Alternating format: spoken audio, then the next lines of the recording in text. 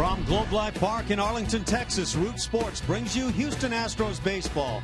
It's Game 2 between the Astros and Rangers as the Stros look to even the series with Dan Straley opposing veteran Giovanni Gallardo. Hi, everybody. Alan Ashby and Jeff Blum with you. Last night, Blummer, a high-scoring affair. The Astros came out on the bottom side. Rangers swinging it very well. What does a game like that, what does a series like this mean to the Astros right now? Well, I think the beauty in baseball is you can wash away that game, show up today, still go out and win the next 2 games and win that series, which I know AJ is preaching down there. Just go out there and win each series the rest of the way. They're going to be just fine. The Rangers have some thumpers in the middle, maybe led by Adrian Beltre still at this stage of his career. The cycle last night, this guy is really good. What does he mean to the Rangers? He means a ton. He's a menace when he's swinging the bat well. You see that number on the far right-hand side. They're 5-1 in this stretch where he's been swinging the bat so well. And we saw it last night. His 3rd cycle in his career, 3rd time here at Arlington. He did it 1 time as a Mariner, I believe, but 2 times as a Texas Ranger. The guy can swing the bat, and he's got the pop and the knowledge and the veteran leadership to lead a ball club like the Rangers here late in the season. Boy, the Astros, they go to the minor leagues now and bring up Dan Straley for a 3rd start on the season.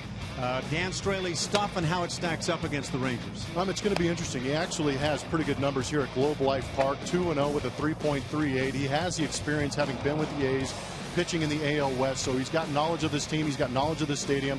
We saw some good fastballs and sliders, but with Mike Fiers going last night, tonight is Dan Straley's night. Coming up, both offenses had a field day in the Arlington Heat last night. And one Astros bat in particular is catching fire no matter where the games are played. Julian Morales has more on the red-hot Jason Castro as we return.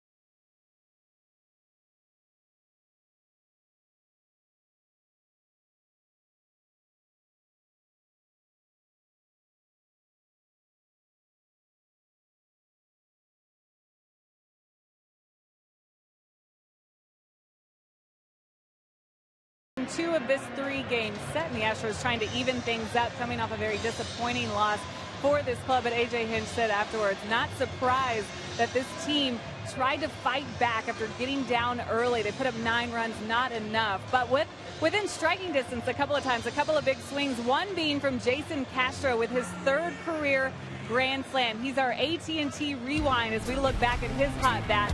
Feeling pretty good. He struggled the first half of the season, but since the All-Star break, turning it on a little bit. And if we look at his last 7 games, he's on a 7-game hit streak right now. Look at the OPS there. 3 homers, lots of RBIs coming with those homers. 3-run, and then the grand slam last night in the 4th was a big one. He was 2 for 4 with a double. Feeling much better at the plate. You see the confidence with Jason Castro coming around lately. Hinch also saying the timing's been good with him. He's laid off some breaking balls that are below the zone. Just the confidence big when it comes to Castro. Both catchers have been pretty good for this Houston Astros club lately, though. Conger with a grand slam recently, and then, of course, Castro. And, hey, there's another catcher right there. Both of these guys with grand slams in the past week. Let's check out the first time that happened. Alan Ashby, Mark Bailey doing it in 1985. Ash, take us back. I'm not sure I can. I know I hit a few in my career. Yeah, Mark Bailey, I remember him slamming a couple. I was fortunate to get anyone that I could get. But, you know what, that's kind of a cool stat. When the Astros wind up finally getting a grand slam here this week, and it was the first on the season, Hank Conger hit it, and now Jason Castro hits one last night. Kind of cool to see the club get going with the catchers, and I always enjoyed, along with Mark Bailey, having that chance to say, you know what, we combined up to put some pretty decent numbers up. So here we go tonight, and thanks, Julia. That's a lot of fun to kind of play that reminiscent game, but the Astros have big business to go to tonight, and tonight's Astros starting lineup brought to you by Southwest Airlines. That starting lineup for the Astros and A.J. Hinch. Jose Altuve in the top spot, followed by center fielder Carlos Gomez and the shortstop Carlos Correa. In the middle 3, it's left fielder Preston Tucker. Evan Gattis is the DH, and in right field Colby Rasmus, and the bottom 3. Third baseman Luis Valbuena, who slammed his 20th last night. At first base, Marwin Gonzalez, and Jason Castro, that red-hot catcher, bats 9th. Giovanni Gallardo going for the Texas Rangers. Take a look at his numbers on the season, making his 23rd start. Record is sub 500, but that ERA tells you that he's pitching semi-decent, especially here at home. 4-4 record, a 2.92 record here at Globe Life Stadium. Last time out against the Astros, he took the loss. Only went 4 innings, giving up 5 runs, and that set off a 3-game set where he's given up 5 runs in each game. Last time out against the Yankees, went 6 innings, gave up 5 earned runs in that game. In his last 3 games where he's given up 5 runs apiece, his walks are 8, strikeouts only 5. Having some issues trying to find that strike zone. Hopefully the Astros can be selective and not miss the pitches he gives them to hit. So as Blummer says, Giovanni Gallardo has been hit around recently, and the Astros would love to continue that trend. They swung the bats pretty well last night, but it was not enough in the end as they lost 12-9 to the Rangers, who were just dynamic with the bats. And again, Adrian Beltre with the 3rd career cycle, as he picked it up early in the ballgame over the first 5 innings. And now Jose Altuve leads off for the Astros. It'll be Altuve, Gomez, and Correa here in the first inning. And that first pitch, 89 miles an hour on the outside edge. And how about last night, Blummer, all the line drives and long drives hit over the course of the evening? It was pretty electric if you're an offensive player. There were a lot of runs scored, a lot of hits. But I think the biggest thing that we both noticed is how many pitches out up over the plate were not hit softly. They were all ripped. 7:08 game start tonight. 97 delightful degrees here in Arlington, Texas. Jose Altuve has to just reach out and hit a fly ball to right field, handled by Chu, and out number 1, and 3 very tough pitches there to start it. Alongside Chu, you're going to see Delano DeShields in center, Josh Hamilton in left, Adrian Beltre and Elvis Andrus, of course, on the left side. Rougned Odor at second, Mitch Moreland out there at first base, and Chris Jimenez behind home plate working with Gallardo. That brings up Carlos Gomez. He's hit safely now in his last 3 games with the Astros. Would appear to be the fixture in center field. Gallardo really trying to spot that outside edge, brings the changeup. Ex-teammates going at it. Both teammates on the Milwaukee Brewers ball club. The Brewers club last year very good for 5 months and then fell apart. The Astros start the night 3 games in front in the American League West. The Angels winners last night picked up a game. Obviously the Texas Rangers picked up a game. They're 7 games back. just away. It's 2-1. The Astros are 60-47, 6-4 in their last 10. Rangers with that same number, 6-4 over the last 10 games. They're just a game under 500. And now 3-1 on Carlos Gomez.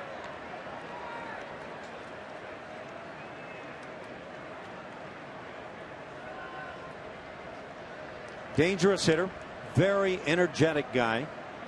Now in his 9th year in the major leagues. Everything with the Brewers until his trade to the Texas Rangers for this season.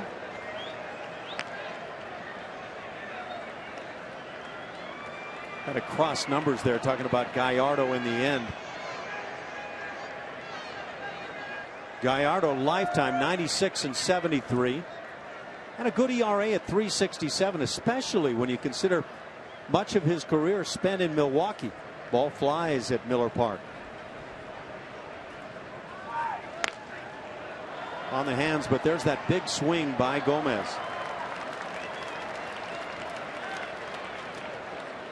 That's what you want to see in a 3-1 count.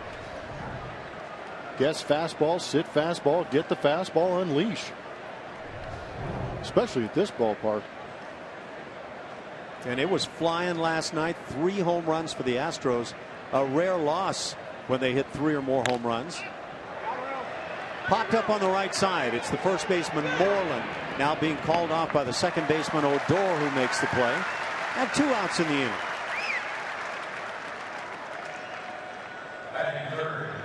That brings up Carlos Correa, who's hit in 8 straight.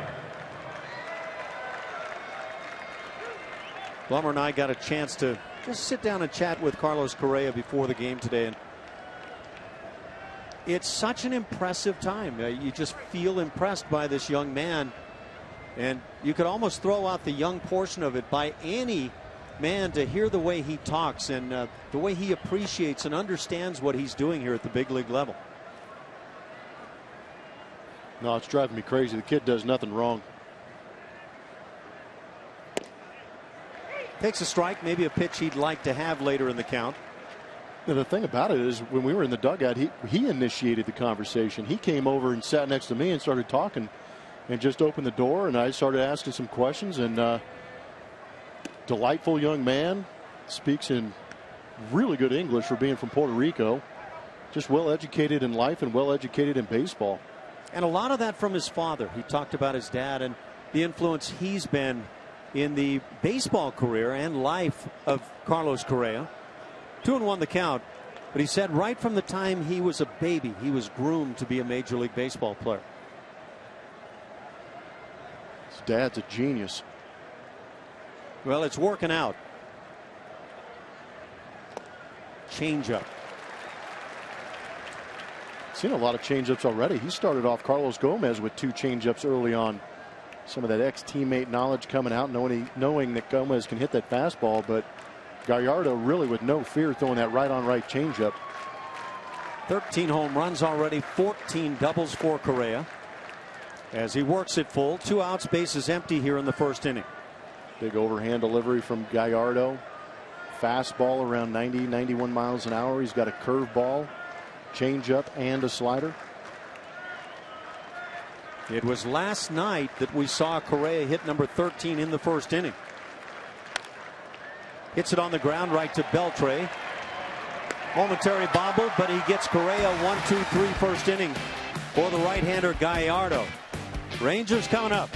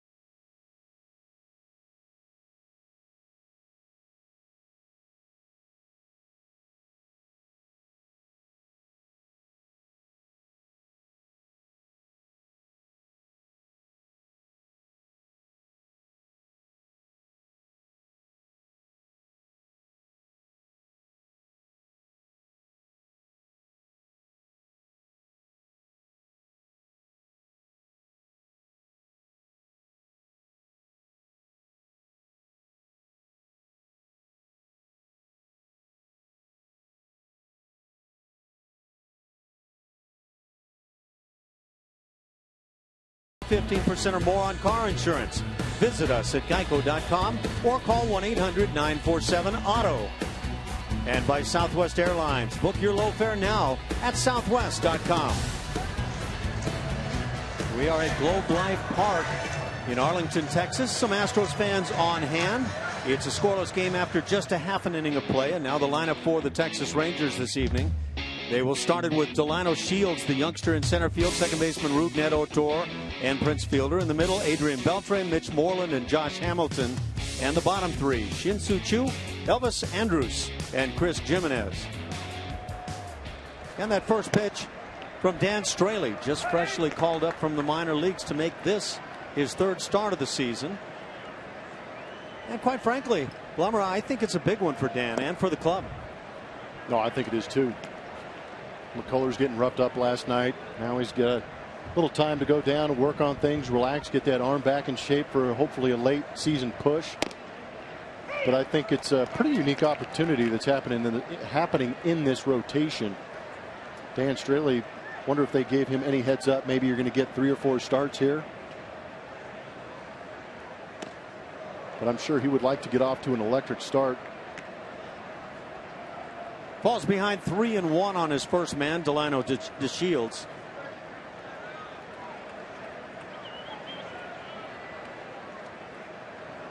Well, the Astros having lost last night's game and all the talk about just go in and play it one at a time and try to take each series. That makes tonight's game big to give that chance for tomorrow to win the series here against the Rangers. And the leadoff walk and a lot of speed at first base. Take a look at that strike zone. Yeah, it's going to be brought to you by MB Anderson. Pretty good pitch. An interesting strike zone again tonight. We saw Paul Schreiber having some issues off the edges. 4 left-handed hitters giving an expansive edge. But now Dan Straley has an idea of what he's working with. Like Ash said, third start of the year. Field and Culbreth behind the plate. Jim Reynolds at first, at second, Manny Gonzalez and Paul Schreiber down at third base, the umpires. So we've learned that Field and Culbreth does not believe in all strikes. Near the seats, Valbuena leans in and makes the play. And out number 1 as Odor pops out. Nice play by Luis. Preston Tucker, Carlos Gomez, and Colby Rasmus are in the outfield. We just saw Luis back at third base. Carlos Correa, of course, at short, working with Altuve over there at second base. Marwin Gonzalez getting that bat and glove back in the lineup at first base. Jason Castro, that hot bat, back in the lineup.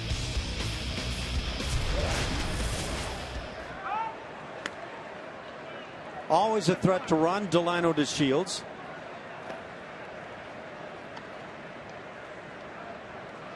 And Brownie mentioned it last night. The Astros, in facing this Rangers club, have to be aware of the way they run the bases. They've run successfully. There goes DeShields. The throw down is a good one, but not in time. And Jason Castro continues to throw very well. Yeah, he's doing a great job. You can't tell right there, but Delano DeShields has that type of speed that doesn't need good jumps. Just needs the confidence to go when he can. See those short, quick, choppy steps when he starts out. Gets him up to top speed in a hurry.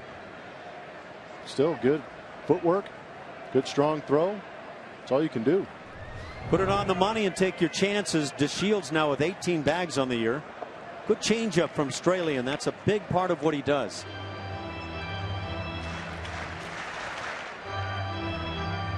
The last time out for Straley in an Astros uniform, July 8th at Cleveland. A quality start. Didn't factor in the decision. Allowed just 3 hits in that one. That was part of that very rough 2-8 road trip the Astros went on, starting in Boston. They went on to Cleveland and Tampa, and that led right up to the All-Star break.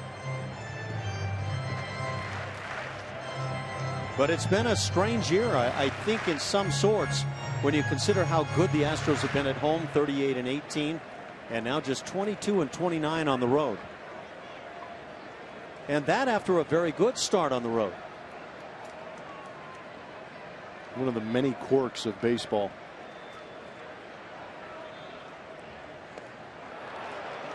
Prince Fielder out in front on Dan Straley, and now has the count at 2-2. A steady diet of changeups himself. Well, Prince Fielder has put up quite a year, and you can see why when you watch him in person. .330 hitter. You know who's leading the American League in singles? You're not going to tell me Prince Fielder? Yeah, really? The one and only Prince Fielder. Well, he goes the other way so well. I thought that was an interesting stat. I know he's getting a lot of hits, obviously, because of the batting average, but I didn't anticipate him being a league leader in singles. What do you see when you watch Fielder as a hitter, the way he's so willing and exceptional, I would say, at hitting the ball the other way? Yeah, it's a choice as a hitter to let that ball get a little bit deeper on you. Guys that hit a lot of home runs try and clip that ball out in front, but he's letting that ball travel. Hit in the air, right center field and deep. It's Gomez back to the track and makes the catch just in front of the wall. Tagging and moving to third base is DeShields, but that's 2 down now, and a nice play by Gomez in right center. Plenty of room to roam out there, and he's got the wheels to do it. That was a good play.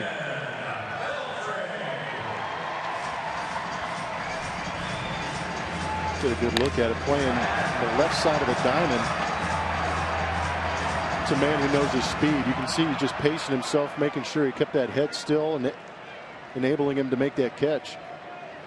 That's kind of that sneaky part of that ballpark here for me, is that bullpen out there in right center field. Not only does it creep back in, that seems to be a little bit of a jet stream out there too. And now Adrian Beltre. And he was rather tough to get out last night. 4 for 5 on his night, hit for the cycle, 3rd time in his amazing career. And now has bumped that batting average up to .270 on the season.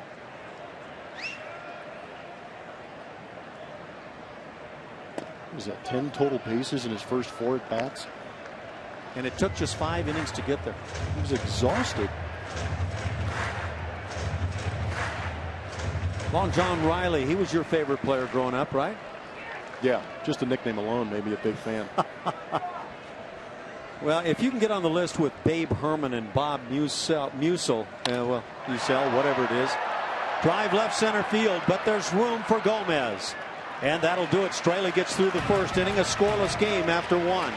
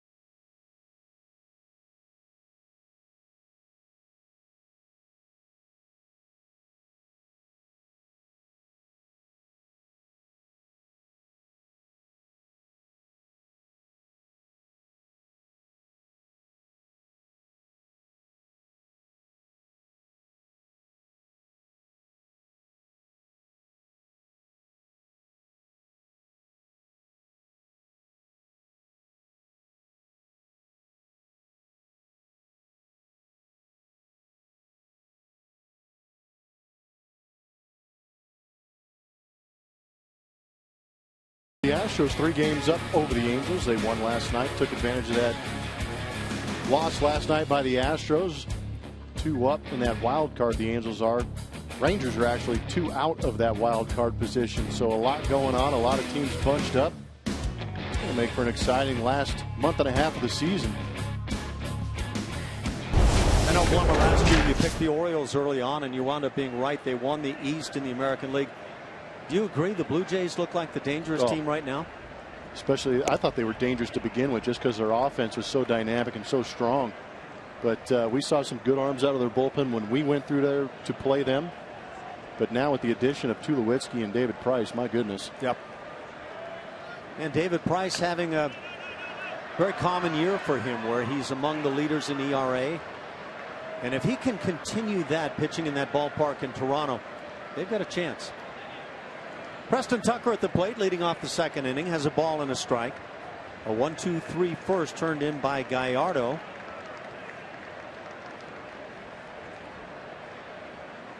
There's so much talk, and rightly so, about Carlos Correa, but Preston Tucker has stepped in and done a whale of a job for the team. 10 home runs for Preston. Comes in hitting .264, driving in 28. Was just 1 for 5 in last night's game. Hit a laser right at Beltre on the left side in one of his at-bats.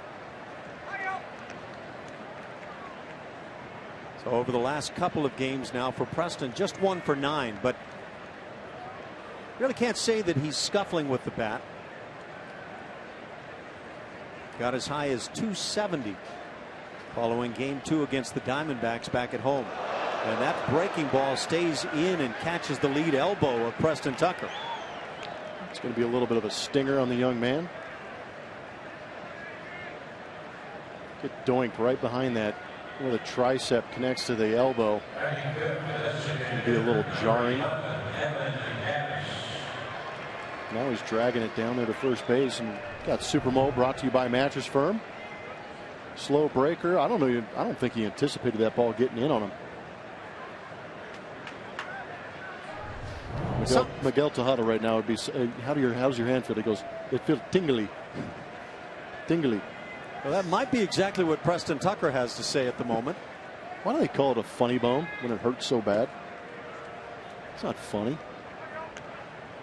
Because of what you just said, it feels tingly. It felt tingly.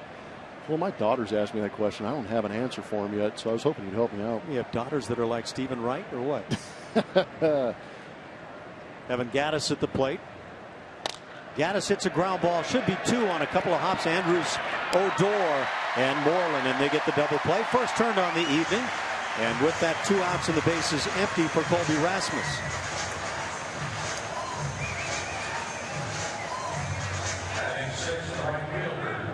Pitcher's best friend.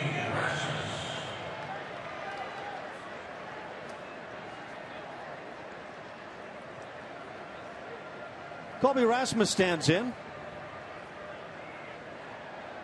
Playing a great outfield, and yet it's almost tough to get pinned down recently, playing in right field a lot.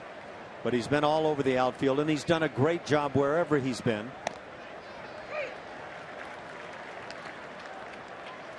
He's had some big home runs for the Astros. It's kind of been his calling card. He's got the power, runs very well, plays the outfield like one of the top center fielders in baseball. Had a pinch hit bomb on that homestand, didn't he? He did. Nice. It's always good to have those guys that can come in late in the innings of games and be a threat. A big 5-1 homestand, sweeping the Angels. A series that started with the Angels in front by a game, and the Astros just took it to the Halos.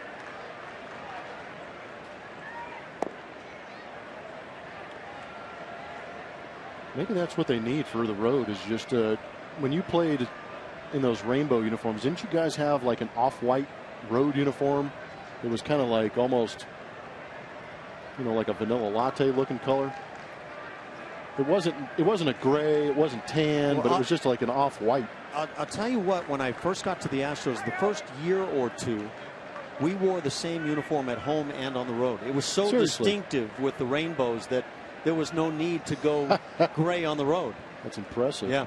I was say, you just kind of tricked the guys in that Houston uniform if you just kind of gave them a little shade of white, off-white, on the road to get them to play like they do at home, because I mean it's a huge difference. It's kind of cool. So you always played in the same uni. That's nice, right? Never any need for excuses. I think the equipment manager was pretty happy about that. Travel a little bit easier, not having to bring several different sets of everything. There you go, Ash. Yeah, that's the look. And what else they had, at least in '79, was they had the number on one of the pant legs. So when a player was coming toward you as a broadcaster, you could always see, or a fan, who that player was. Now, I don't know if that's working for this young man. But he is kicked back. He is confident about the way things are going to go tonight as Colby Rasmus draws the 2-out walk. A hit batter, a double play, and a walk, and it brings up Valbuena.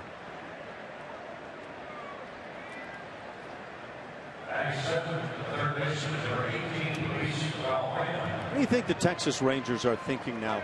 After last night's win, does that make them feel like, you know what, we can handle these guys? We're 6-4 against them this year. And if that's the case, with 9 games counting tonight to go on the season, maybe they feel like they've got a shot.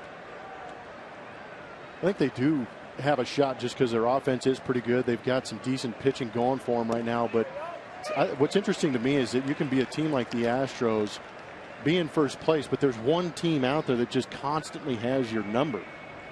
And it seems like the Texas Rangers have not released that title of owning the Astros a little bit over the last couple of years. Whereas the Astros won the Silver Boot last year. It had been a while. Now the Rangers again leading 6-4 after 10 games on the season. But it's just interesting that it has to be one of those teams in your division that you're going to play 19 times. It's a lot of games against one club, yeah. Remember when my second go around with my first go around with the Astros, we were playing really good baseball, but we couldn't do anything to beat the Pittsburgh Pirates. It seemed like Brian Giles was consistently up against Billy Wagner, which you'd think would be a good matchup. Boy, you bring back a memory. And he'd end up hitting a bomb there somewhere. Goes Colby as the throwdown is late. He picks up the stolen base, his second of the season. He hasn't done much running on this team leading stolen base club. That's their 77th this year. Well, you mentioned that. I think that was a grand slam in like the 10th inning. Yeah. Look at those long strides of Colby Rasmus. So in scoring position now for Valbuena, and a 1-2 count on Luis.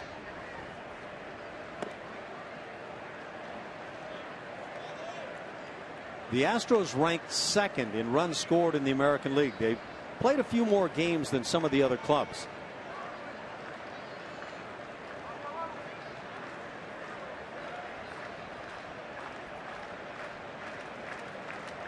Actually, that second is not counting any of the pitcher action. They're third overall, and now they're going to put the first run on the board here this evening.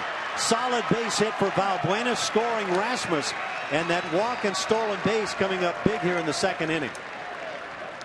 Yeah, I totally agree. That walk is huge. Those 2-out walks, much like leadoff walks, can come back to haunt you. But the way the Astros run the bases, I love the fact that they choose to steal bases with 2 outs, getting into scoring position for situations like this that allow just a base hit to drive in a guy. Good team baseball. Yes, it is. An RBI number 42 for Valbuena.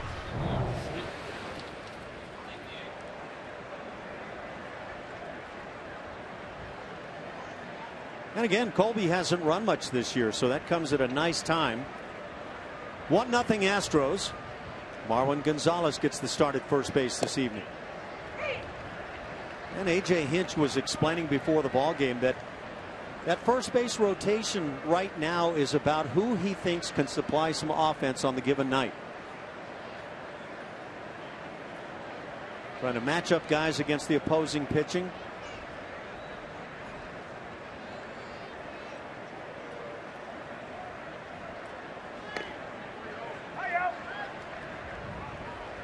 It's a 1-1 count.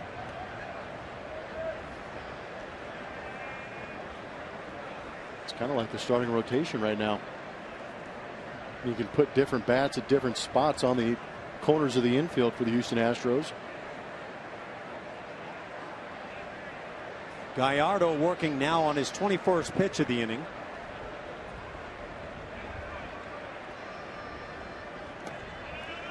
Nice job behind the plate. Jimenez able to get down and block that breaking ball.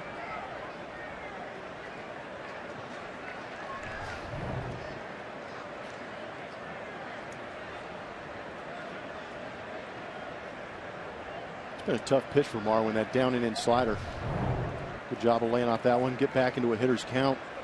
You get in ruts where you see fastball, you start and everything opens on you, and you just commit too early. Oh, many a time. And now 3-1. Waiting on deck, the 9-hitter Jason Castro. Forget all about that 9 stuff. He and Hank Conger swinging some big bats. Talked about how many pitches Gallardo has in this inning. He is one of the highest pitchers throwing pitches per inning this season, averaging 17 pitches an inning. Pitch is lined, but right there is Odor to make the play.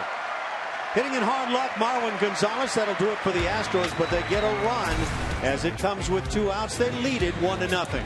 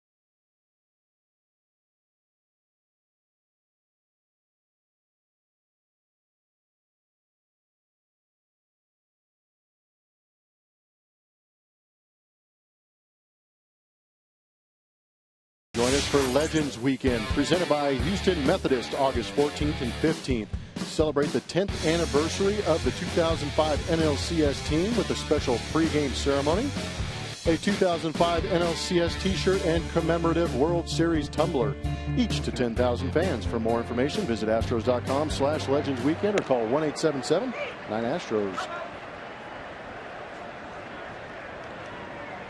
Dan Straley working here in the 2nd inning. Astros on top of the Rangers 1-0. It's the 5-hitter Mitch Moreland, the first baseman, at the plate.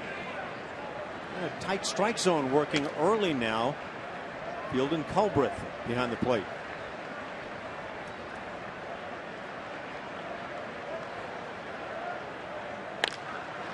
Fly ball left field, hit pretty well. Tucker backing to make the play. Out number 1.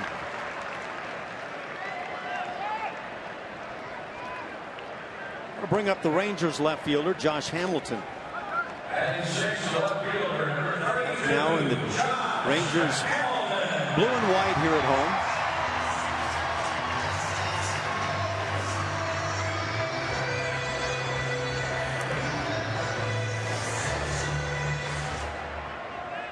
Hitting just .235.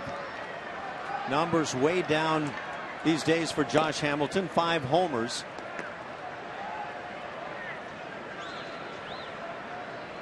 Has 7 doubles.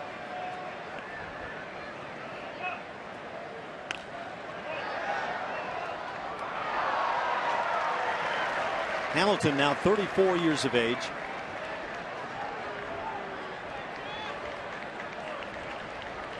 Back in 1999, it was Josh Hamilton, the 1-1. He was the first-round pick of the Tampa Bay Rays, Devil Rays at the time.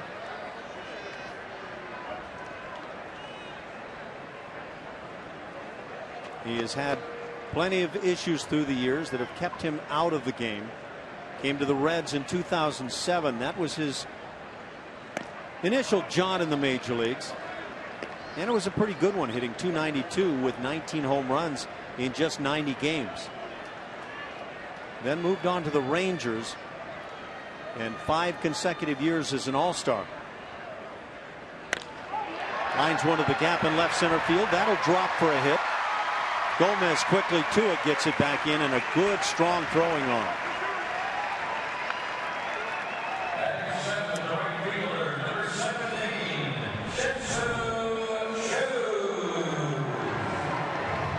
Sure, Ranger fans are asking. The question is, Josh Hamilton ever going to get back to that all-star that played here previously before going to the Anaheim Angels? But right now, I'm sure Josh is just thinking about trying to get on base as often as he can every game before he starts trying to unload and put up big numbers like he did last time he was here. Right fielder Shin-Soo Choo, hitting .239.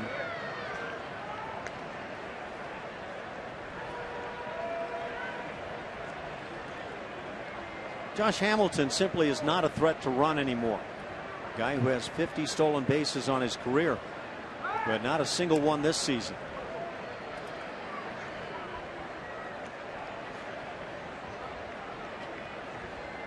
One out here in the inning.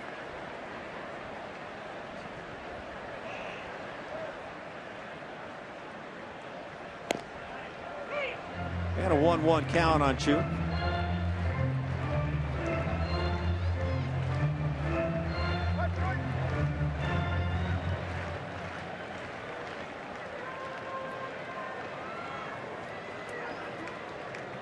Shift on. Three infielders on the right side. There's that good changeup. Or is that the slider? Tough to tell. It is tough to tell. Kind of got the impression it was a changeup too, but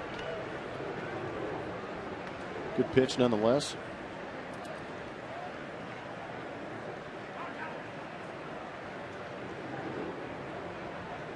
Jesus de Ortiz reporting that it's extremely likely the Astros will add an arm after tonight's game. Good off-speed pitch, gets the strikeout. First on the night recorded by Straley, and with two down, it brings up Elvis Andrus. I believe that was the slider. Good depth on it. Gets on the side of it and just kind of yanks it down.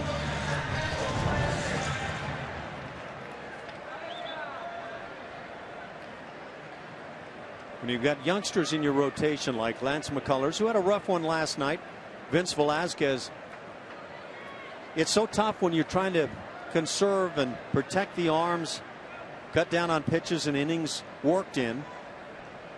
And so you've got to be able to bring up some guys from the minor leagues. Off speed, hit in the air. Tucker's there. And that'll do it. Rangers leave a man with a base hit. We've played 2 innings. The Astros lead it 1-0.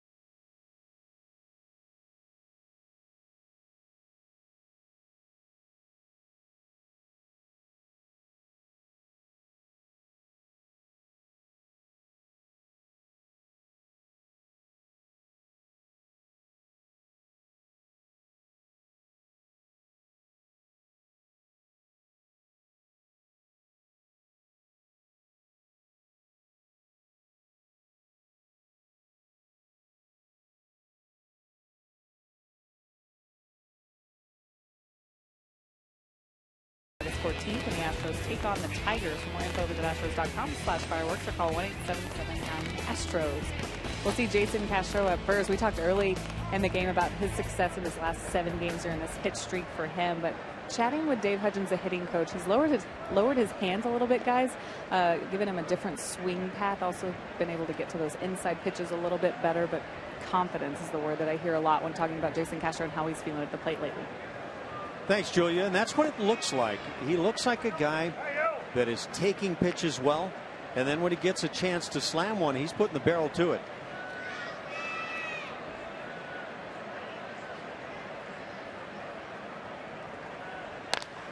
Hits it on the ground. In that shift, Odor is on the outfield grass. Out number 1 here in the 3rd inning.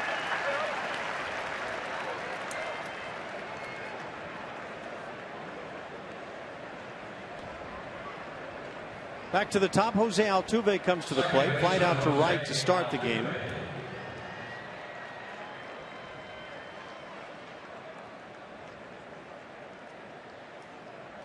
Altuve hitting .297.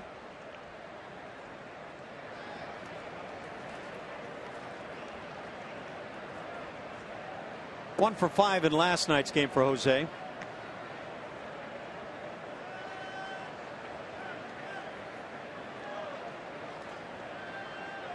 Jose continues to be that guy that tears up left-hand pitching. And not quite as strong against the righties this year. Recently had an 18-game hitting streak at Minute Maid Park. That has been snapped now. Shoots it up the middle. 1 for 2 on the night is Jose Altuve. He's aboard with 1 out for Carlos Gomez.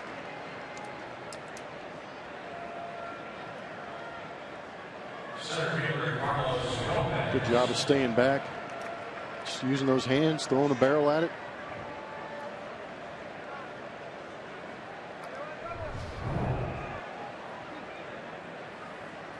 Gallardo checking with his infield to make sure he knows who's got the bag at second in the event a ball's hit back to the mound.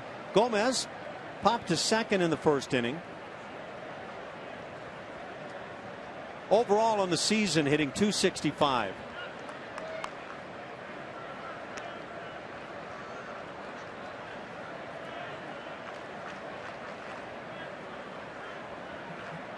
Still a fairly young man, 29 years of age. From the Dominican Republic. And so many great players from that island. Bluff at first base by Altuve as Gomez goes after it.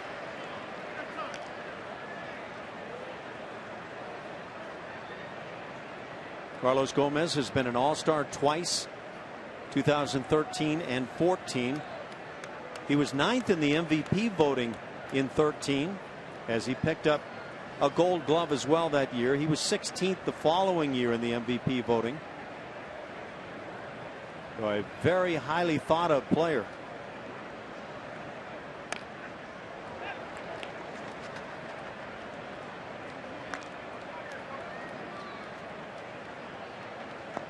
And we've mentioned it, the next home run that Gomez hits in the big leagues will be his 100th.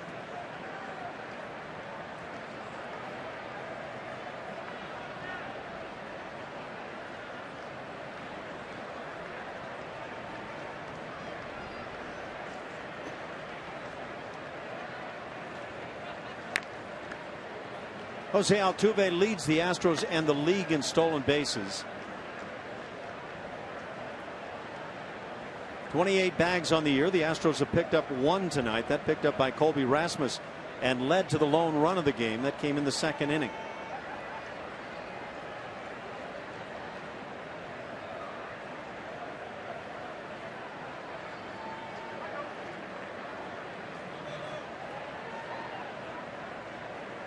Gomez was 2 for 5 in last night's game. The Astros pounded the ball around quite well. They had 13 hits to put 9 runs on the board. It simply wasn't enough. Foul down the right side.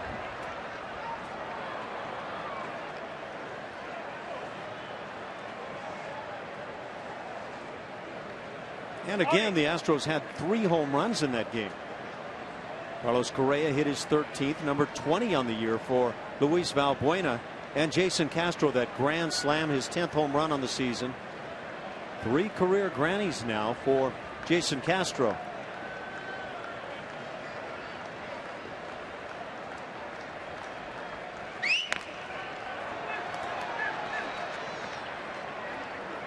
Gomez a bit like Carlos Correa with a couple of strikes on him. Sees the baseball get deep, hits it to the right field side. Good veteran move.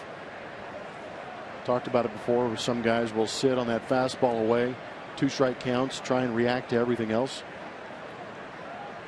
But when you're fouling the ball off down the right field side, tells you he's not afraid to let that ball get deep, see it for a long time, and just fight it off. Uh-oh. It's not good.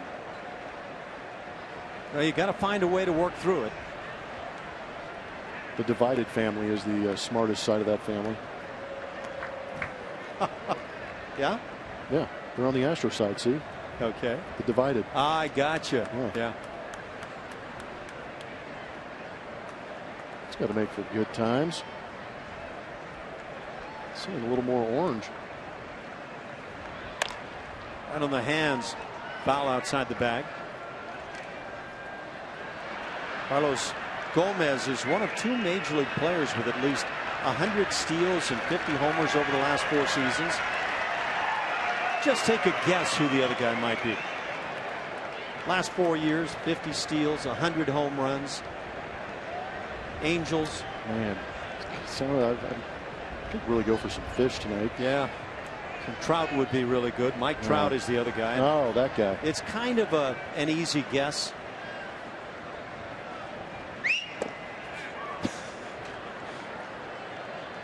One and 2 the count. Mike Trout leading the major leagues in home runs presently with 32. His teammate Albert Pujols with 30. Bryce Harper's had quite a year in the National League. He's got 29.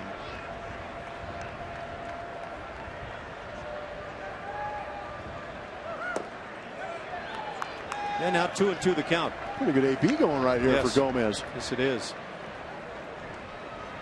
Talking about pretty good. How about the Rockies third baseman Nolan Arenado leading the major leagues in RBIs now with 80 and defensively making everything in sight. Well, I was going to say he's also leading the league in taking away hits.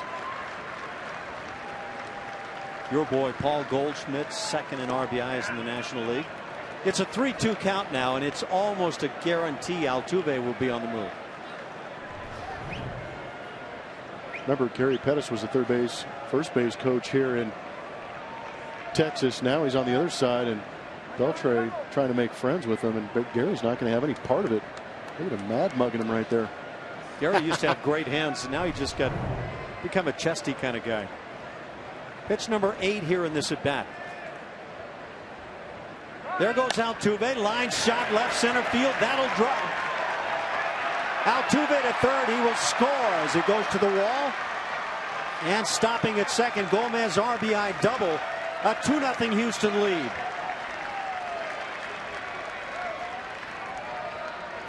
All that work pays off for Carlos Gomez, fighting off some tough pitches.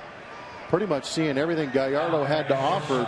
Still not a bad pitch from Gallardo, just a better job of hitting by Gomez, and he ripped it in that left center field gap, and with Altuve on the run, scores easy. Good piece of hitting. Go down and get it.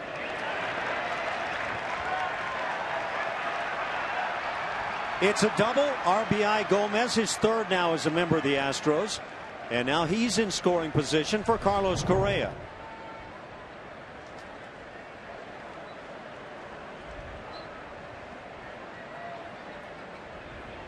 You know, pitchers can do almost anything on that move these days, as long as they eventually walk towards second base. I agree with you.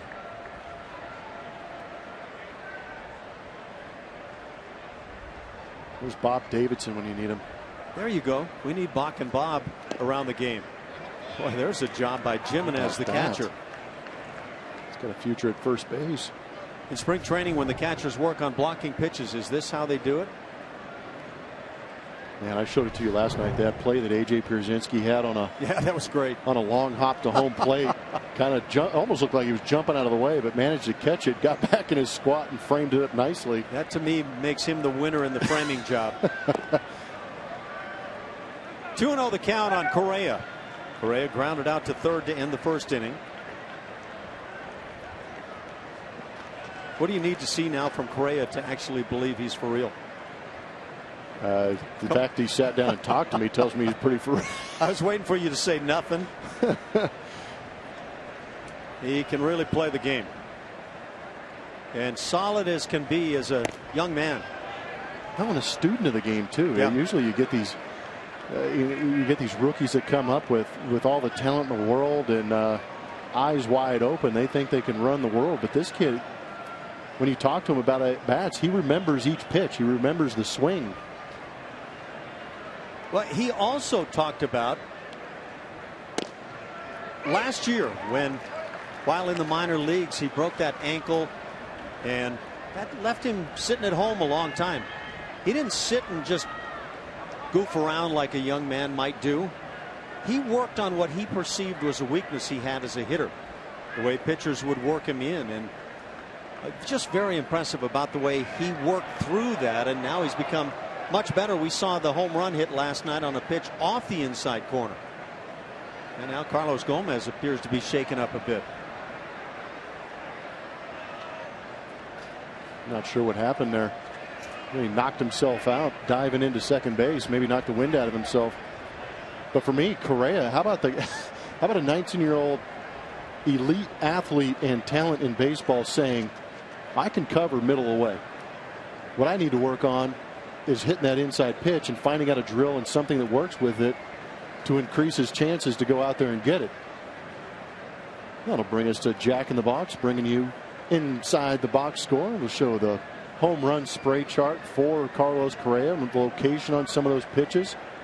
And like all good hitters, pitches in, get pulled, pitches away, usually go up the middle the other way. But it gives you a pretty good indication that this kid's got power to all fields. That's a great graphic. And then you look at a night like last night. He had the home run, and then not much else offensively after that took place, but very good at bats as he drove the ball to right field a couple of times, once to center field, just staying on the baseball.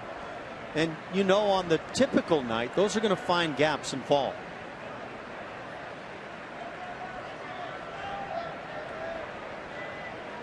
I'd be real curious to just sit in on opposing teams' pitchers' meetings and hear what they say about Carlos Correa, even though all the attention right now is on Carlos Gomez at second base. Second pickoff attempt.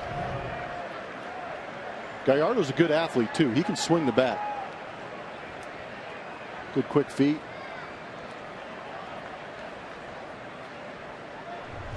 You think about, and I've mentioned this a number of times, the way Dallas Keuchel controls the running game by simply utilizing that slide step, and he uses it all the time, so there's never any mess up between high leg kick and the slide step. And then the amount of time a guy like Gallardo has to spend on trying to keep somebody near the bag.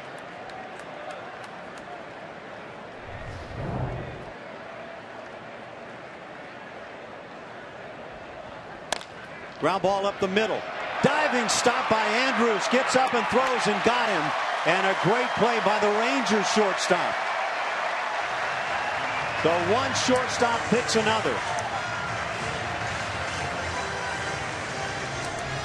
Incredible play. Big play considering the situation, too. Not as many runs coming across the board as they did last night.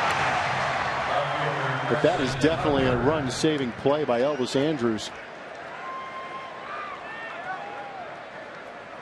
Already 2-0 Houston. The Astros had a shot there to add to it. But now 2 outs for Preston Tucker, who was hit by a pitch in the second inning.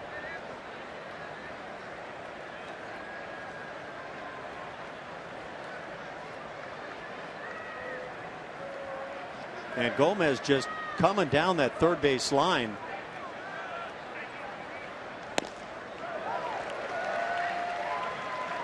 Carlos Gomez took a stroll probably a third of the way down the line. Something tells me he likes attention. That can be really good as a ball player.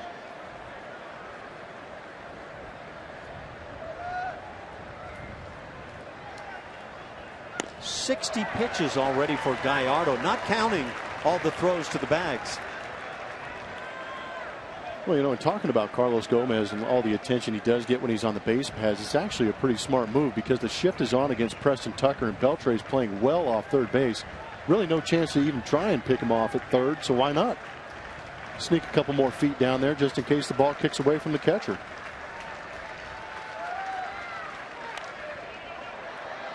Tucker gets a piece. 93 on that heat.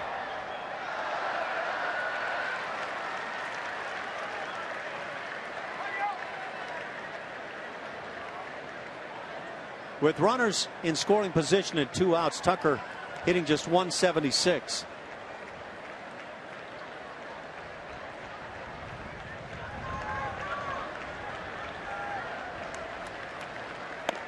High cheese thrown on by. That'll do it. First strikeout for Gallardo. He strands Gomez at third. It's 2-0 Houston.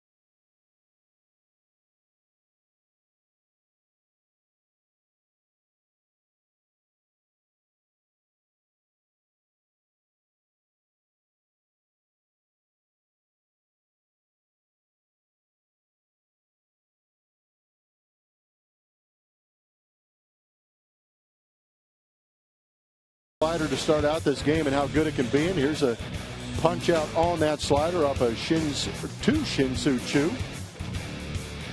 See that good depth on it. I think what he does is does a really good job of almost getting on top of it and pulling straight down with it. Gets that nice short break, and you can see the numbers early on in 2012 through 2014. Getting a lot better here of late in 2015, and the 3 opportunities he's had to go out there and throw it. Jumping from 38% to almost 50%. First pitch of the inning. That fastball finds the strike zone. 9-hitter, the catcher Chris Jimenez at the plate. The Astros 2 runs on 3 hits. Rangers have not gotten on the board in the runs column. They have 1 hit on the night. That picked up by Josh Hamilton.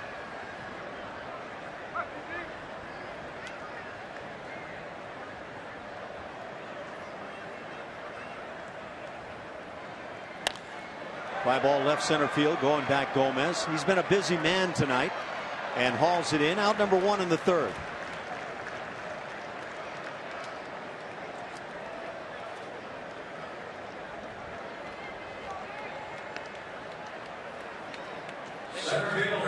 So 1 time through the order. And Straley has held down the Rangers bats. And now back to Delino DeShields, who started the game for Texas with a walk and then stole second base, but was stranded there in the first inning.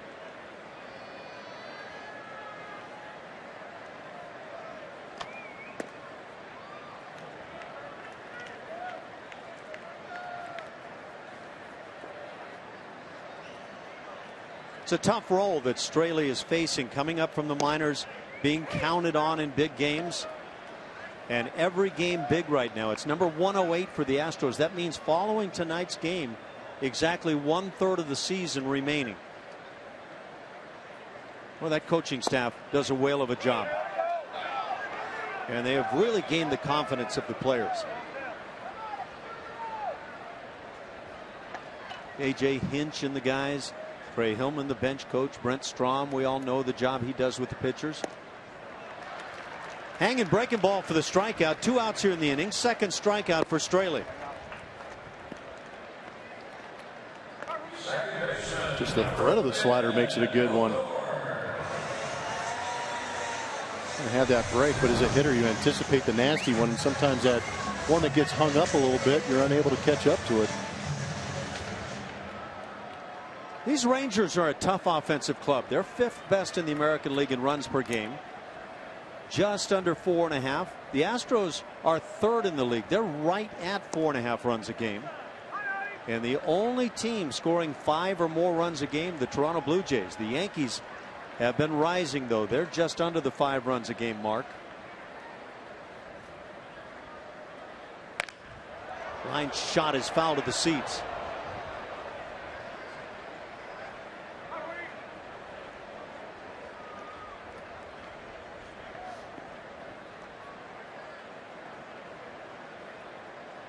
Little man, but power bat for Rougned Odor. There's that high breaking ball. Is that in the strike zone or not?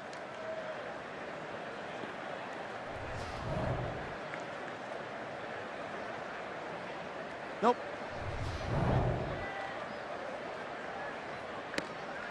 That one does find the strike zone. It's 2-2. That one almost looked like a 12-6 breaking ball. Threw it pretty firm at 82. It's like you say, though, he seems to just get right on the top and then pull it down. But he really throws that thing hard when he's coming down off it.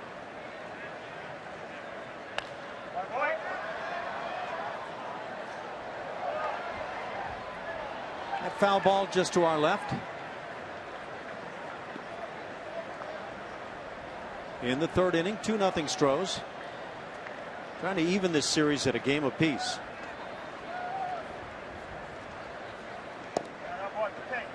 That's the tough one, down and in.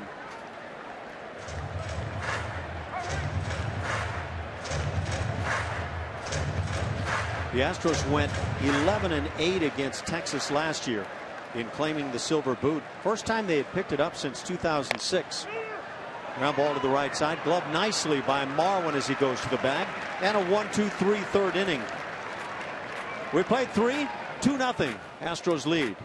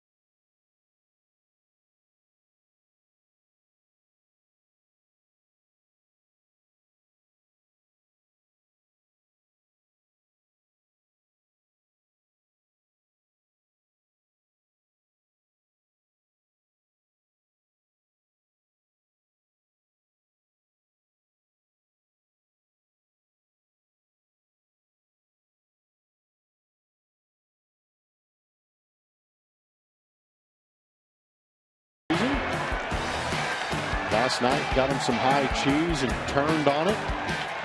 Put it right in the corner of that second deck here at Globe Life Stadium. Astro fans delighting up there in the corner.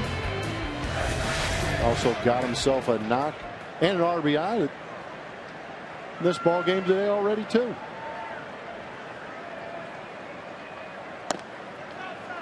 First pitch here in the fourth inning to Evan Gattis, taken down and away.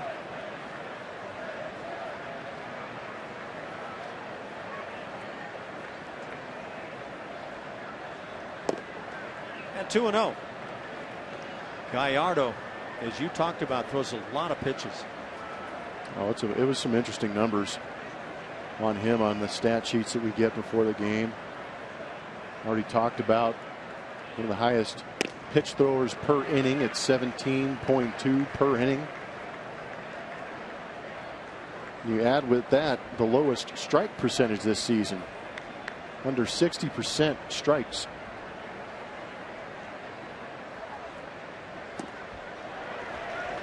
And then he gets very distracted with men on base, and it quite a slow pace, and I would think defensively it would be tough to play behind him. Although the Rangers have already made a great play defensively, that was Elvis Andrus at shortstop. Hit in the air, center field. DeShields is there and now jogs in under, and out number one.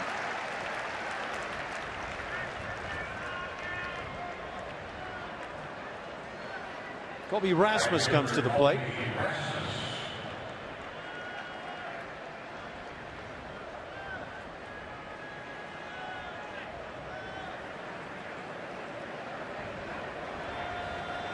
One out here in the fourth inning. Rasmus drew a walk and then had one of the key plays of the ball game to this point. Stole second base in the second inning with a couple of outs. That put him in scoring position for Luis Valbuena, who took advantage as he lined one into right center field. Solid base hit, plating the run, made it 1-0 Houston. RBI number 42 for Valbuena. Hot shot foul down the right side.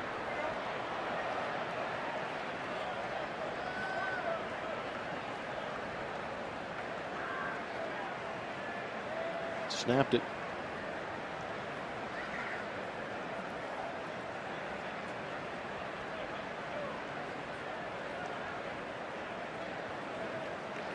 And a valuable guy.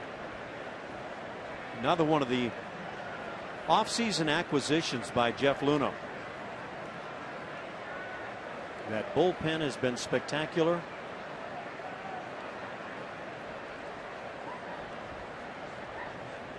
And Hank Conger has come along and done a great job, in particular with the bat. Pitch number 70 coming up now from Gallardo.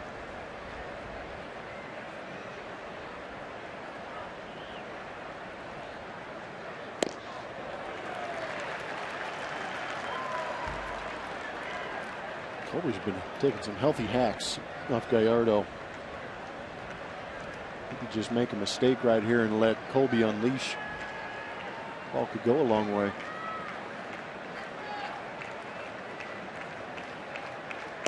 Half swing. Did he go through? Home plate umpire. Fielding Culbreth takes it. Second strikeout for Gallardo. Second out here in the fourth inning as it brings up Valbuena. Talked about some of those unique numbers that Luis Valbuena is putting up, and this is it. Single season with 325 or less ABs, 210 average or less. Yet still producing with 20 home runs is Valbuena. That batting average of 206. Chris Carter also on that list. There's some big boppers in between there. Mark McGwire, Dave Kingman, Matt Williams. Ooh. That's a pretty serious thump on that board. Valbuena with that RBI single in the second inning. The Astros picked up their second run in the third inning. Jose Altuve had a one-out single and then scored all the way from first base on a 3-2 pitch. Carlos Gomez drove it into the gap in left center field all the way to the wall as Altuve scored, and the 2-0 lead the Astros presently hold.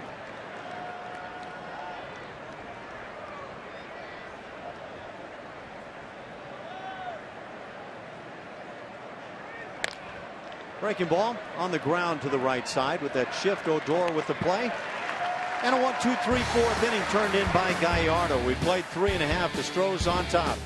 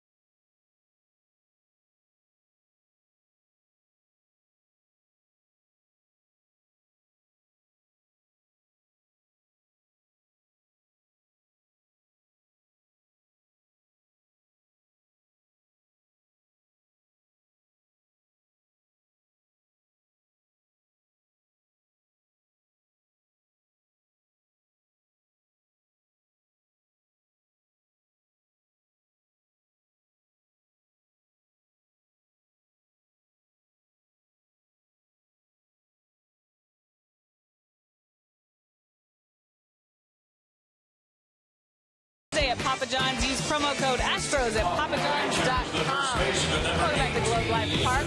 I've eaten the boomstick, I've done the Beltray Buster, but today I'm doing the S'morios. They've taken fried Oreos and put them in the place of graham crackers. Fried marshmallow. Here we go. Wow. Wow, she's speechless. It's that good. Hey, Julia, there's an elevator running up this way that could bring some of that to the two of us up here. Actually, there are multiple folks up here you could make the night very nice for. Prince Fielder leads off here in the 4th inning. 2-0 Astros. Dan Straley has been good through 3, allowing just 1 base hit and 1 walk. 4. I think that last pitch that Straley threw had some S'morios on it.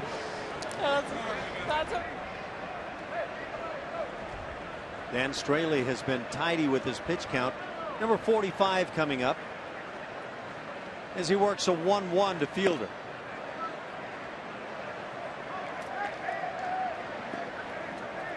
Again, the Texas Rangers, a team that feels like they're in the hunt. They're 7 games back of the Astros in the West. And probably for the moment anyway, more importantly, they are close in that wild card chase. Hammer deep right field. Prince Fielder gets the Rangers on the board as he launches one. It's a 2-1 game for Prince Fielder. That is number 16 and his 62nd RBI.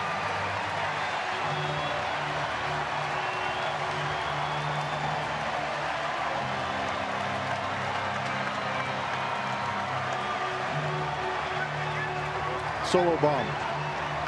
You'd gladly give those up to Prince Fielder. It's the ones you give up with guys on base where they start driving in multiple runs on home runs where you start getting upset. But you can see they're trying to get in the kitchen of Prince Fielder after throwing him a steady diet of off-speed pitches on the outside part of the plate. But that quick bat up to the challenge. And now another big bat in the heart of the order. Adrian Beltre flied to center field to end the 1st inning.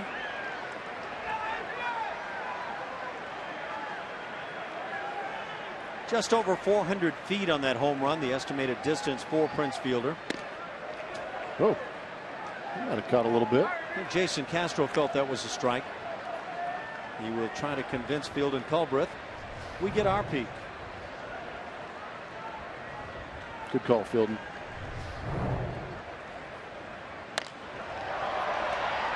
Line shot to right field, but Rasmus able to back and make the play.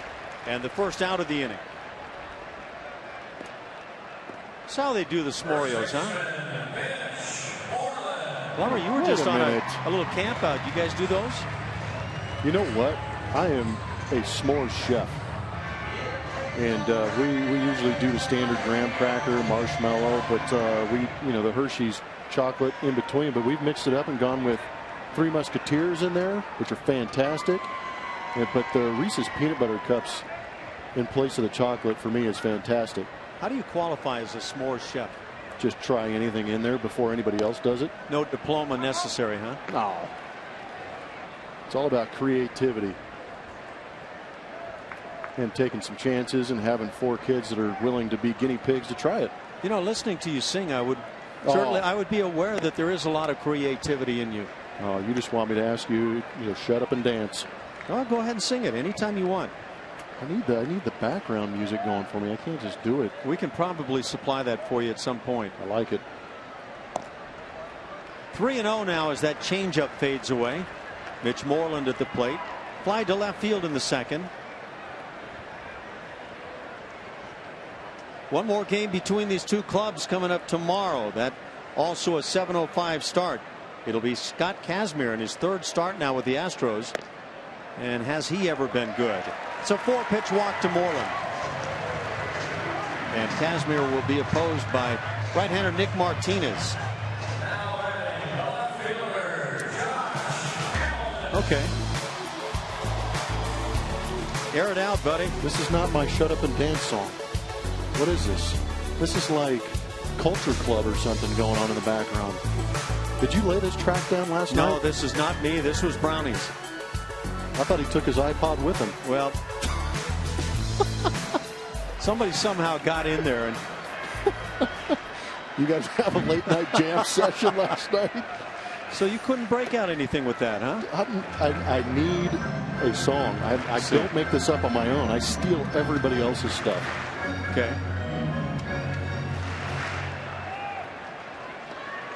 Shut up, and oh, there we go. Yeah. Thunder. Thunder. Oh, you're feeling it, Ash. I know you want to break out the guitar right now. I'm kicking with you right now. Yeah. Believe it. Yeah. Yeah. Well, that was actually, you weren't nervous. That's what I was waiting to see. No, I'm not nervous. I will let it go at any given second. Man is not scared. Actually, he treats us to scared of the boomstick. It's a lot of music he treats us to up here in the booth, and so my natural talent is in between innings. It is, yeah. I would agree. Hence the reason they turned my mic off. That's analysis, by the way, right there. Hamilton had until this inning the only Texas hit, 1-out single in the second inning. 1-1 count. 2 walks now issued by Straley.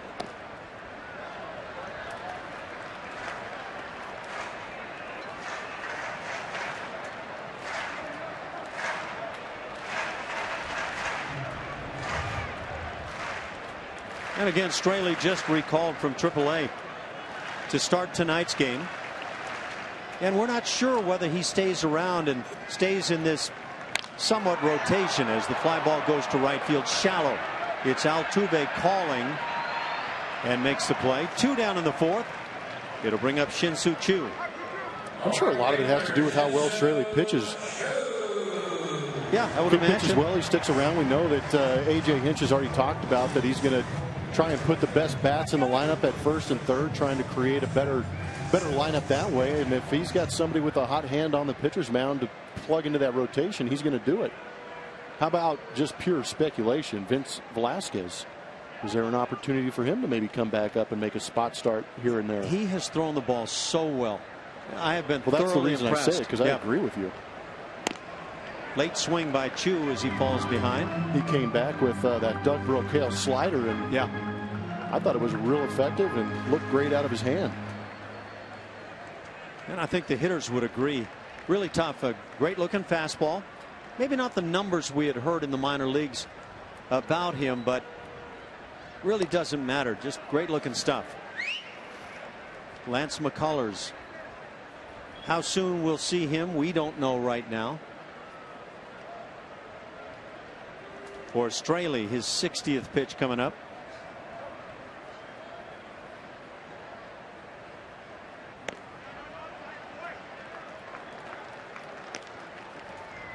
And again, Mike Fiers recently in that trade along with Carlos Gomez, or rather, yeah, the trade deadline type trade with the Milwaukee Brewers. Fiers pitched 5 innings last night. Really helped save the rest of the bullpen in that regard.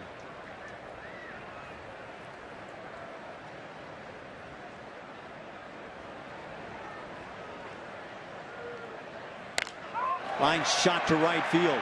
Rasmus unable to come up with it. It gets over him and goes to the wall.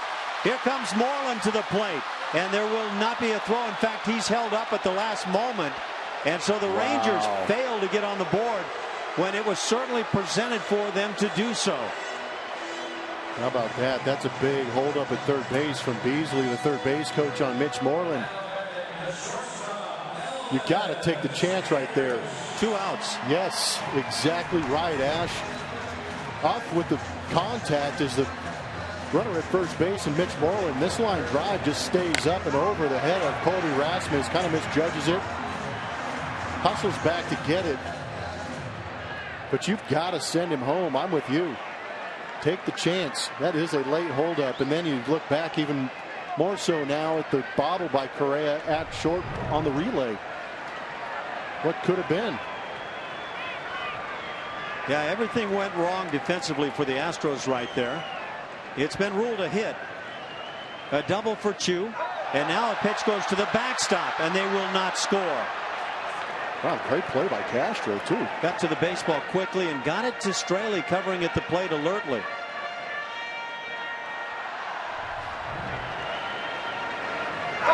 Again, second night in a row, the mascot getting aimed at. But the recovery by Jason Castro keeps Mitch Moreland at third base. I'm not sure Castro got any leather on that fastball. I really don't think he did either. And that strikes me anyway as a cross-up, and yet Castro not going out to the mound. Sometimes catchers cross themselves up. 2 big outs. Elvis Andrus at the plate.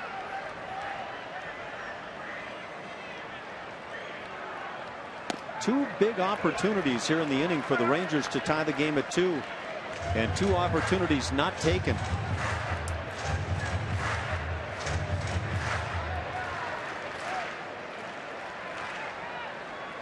And with Colby Rasmus on that line drive, very seldom will you see him get fooled on a ball. Yeah, really an excellent outfielder. Been making great plays all season. Just enough backspin off that bat of Chu to cross him up a little bit. Sometimes you can lose that in the stands, lose it in all the shirts behind. That double, by the way, by Chu, his 20th of the season.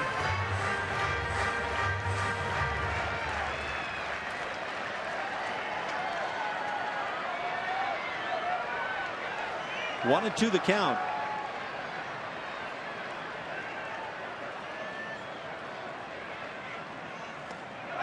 In the dirt, and Castro keeps it in front.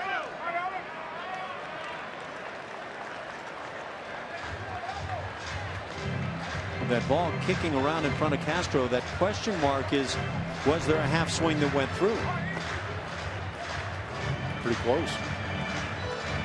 Not sure why Jason on that breaking ball was backhanding on a pitch in the dirt instead of dropping down and blocking.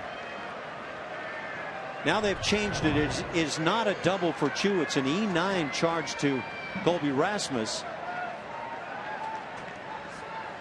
And the slider got him. Big pitch by Dan Straley as he strikes out Andrus. And that does it for the Rangers. They strand a pair, runners at second and third. The Astros lead it 2-1.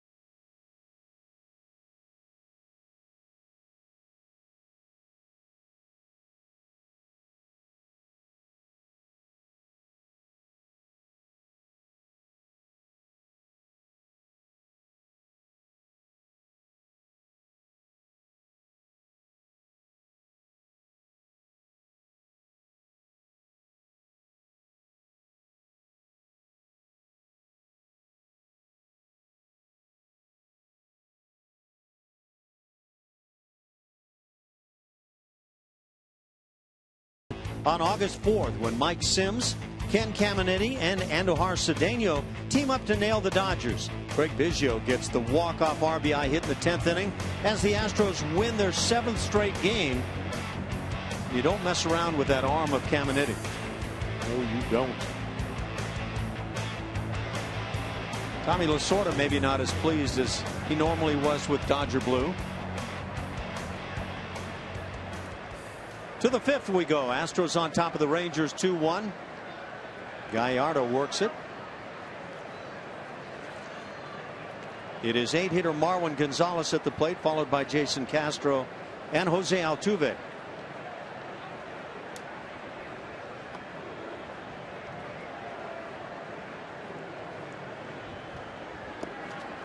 Marwin stung one in the 2nd inning as he lined out to second base.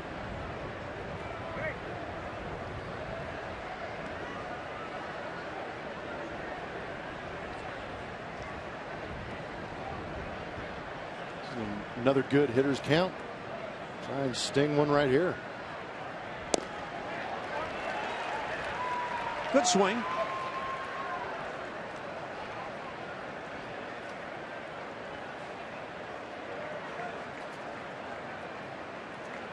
Again, one more game in the series tomorrow evening.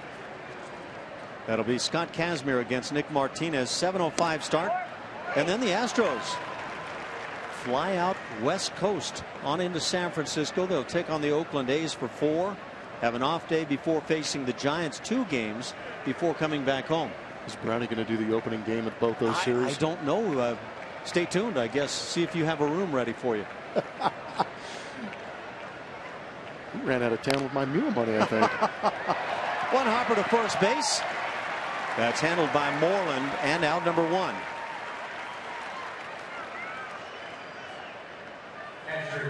Yeah, that's good. I guess the meal money went elsewhere, huh? Oh, man, it's good times. Yeah, we laugh. It's all good. We had a 3-man booth last night. Bill Brown had made the trip up here, and we love having Brownie with us. It's good. I don't get to see him that often. Yeah, so anyway, a little mistake on the schedule, and we've got it all worked out now, yeah. 1 out for Jason Castro. Gallardo now with his 80th pitch on the night. Good off-speed delivery. Part of our job to make sure and stir it up just a bit.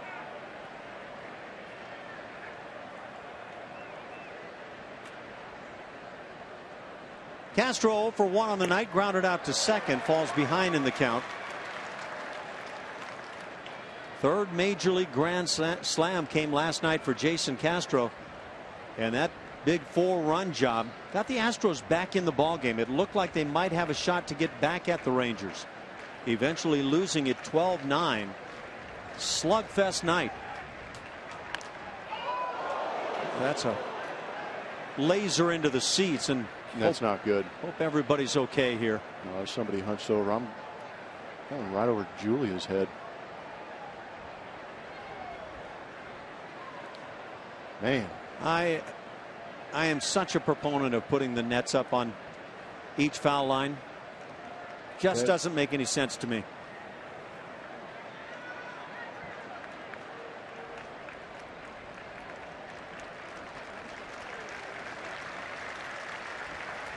Applause by the fans here, and there may be some pain involved, but it looks like everybody's okay.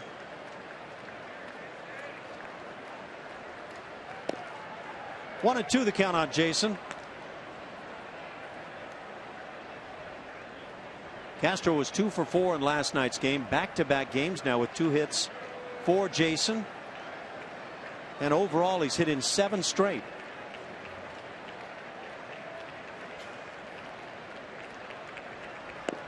For Castro, that dates back to July 22nd in an Astros 4-2 win over the Red Sox. Of course, you keep in mind that Hank Conger has earned a lot of the playing time recently. And underline earned. Swung the bat great. 3 and 2 the count as Gallardo continues to struggle with the pitch count. 7th 3-ball count of the night now for Gallardo.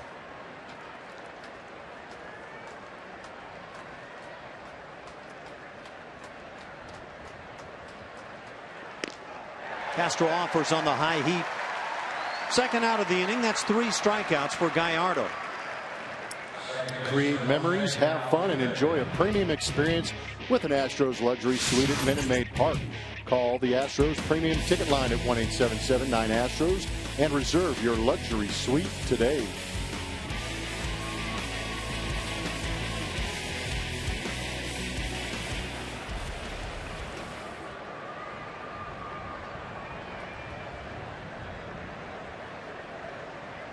Two outs, bases empty for Altuve. 1 for 2 on the night and scored a run. That was the second run and the difference maker in the game now.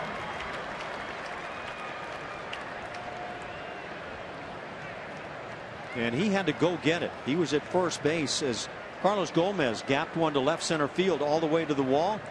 Altuve scored on that double.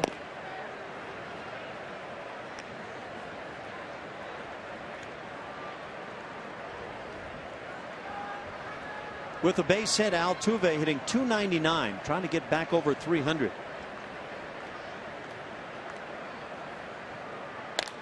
Ground ball right side. Odor is there. And that'll do it, a 1-2-3 inning.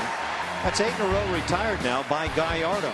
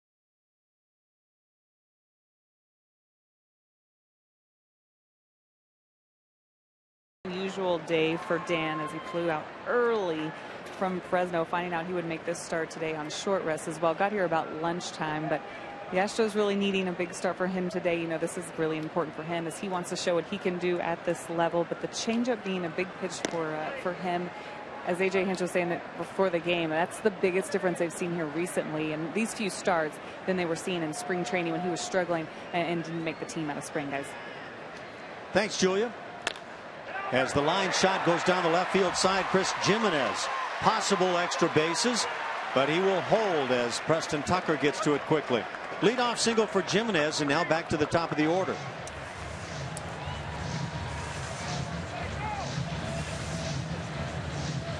Good job by Tucker getting down the line, keeping this play in front of him and keeping Jimenez at first base.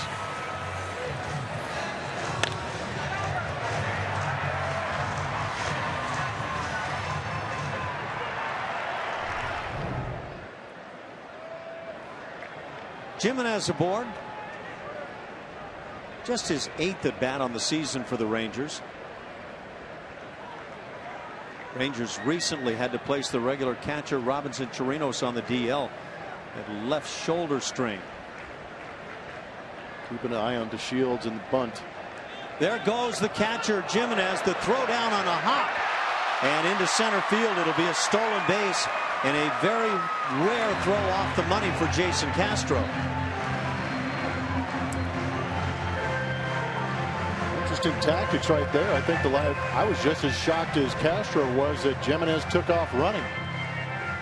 DeShields leads the Texas Rangers in bunt hits. That pitch up and in, Castro unable to get a good grip and make a good strong throw down to second base. And now the corners pinch in as DeShields shows bunt but takes a strike. Just to give you an idea, that's the first stolen base this year for Jimenez. The second of his career. He's now 7 years in the major leagues. He's stolen 2 and been caught 3 times over those 7 years. Rangers 0 for 3 with men in scoring position tonight. And a bunt third base side goes foul. 1-2 now.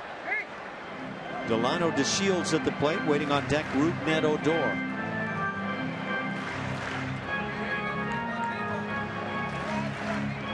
It's a tough lineup. Rangers have had their problems as usual with pitching this year.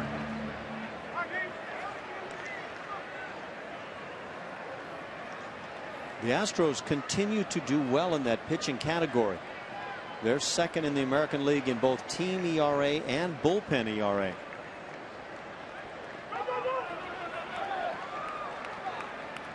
I'd be real curious to ask Jeff Bannister, the manager of the Texas Rangers, if that was a steal or if that was a bunt. It just sometimes some teams have a bunt and run. And I don't know, would you put that on with Jimenez at first base and Castro throwing? That's the exact reason I would ask the question. Yeah. No, I'm with you. It kind of doesn't add up right, but the Rangers went out on that one. Fly ball right center field. Long run for Rasmus. And he's not going to get there. This is one hop up against the wall. Jimenez scores easily. And digging for third DeShields. He'll make it with a slide. It's a triple to drive in the tying run. And now the Rangers, with nobody out, have that potential go-ahead run at third base for the two-hitter Rougned Odor. And again, the Astros playing that shift in the outfield. Colby Rasmus, the right fielder, playing shallow and towards that right field line, anticipating a bloop or a line drive. But this ball up out over the plate and driven the other way by Delano DeShields. No chance for Colby Rasmus to get there, and as soon as DeShields saw that ball getting over his head, he shifted into that extra gear that only a few guys have. Actually looked like a young Eric Young sprinting towards third base. You know what? With that triple, who DeShields has tied in 3-baggers this year? Yeah. Yeah, it's your caveman. Believe it. 7 triples now for DeShields. 20 RBIs for the center fielder.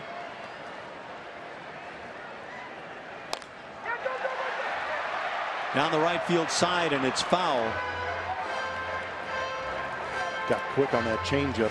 You know what? Rougned Odor has a quick bat, my estimation. I'd have to agree. A pretty good month of July. Hit .319, 5 home runs, 16 RBIs, 17 runs scored. Rasmus now playing deep in right field. Odor swings through it. It's 1-2. And we saw success with Rasmus playing shallow, especially in Kansas City recently. But he's been burned 2 or 3 times here recently.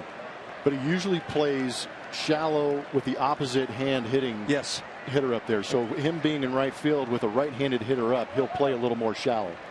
With the left-handed hitter up, he plays regular depth.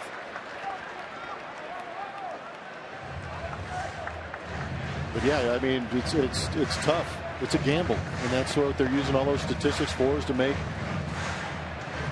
those gambles in the right way. Sometimes it's going to work, sometimes it's not. We saw it work quite a bit in that Royals series.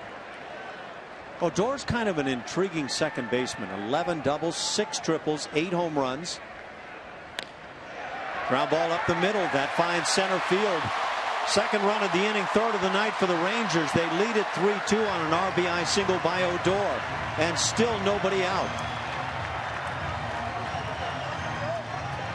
And to get what you're talking about, Odor having some interesting numbers, but how about the big swings early on? He gets to 2 strikes and then cuts down a little bit, lets the ball travel, and fights it back up the middle for that RBI single. It's a good piece of hitting and a good at bat.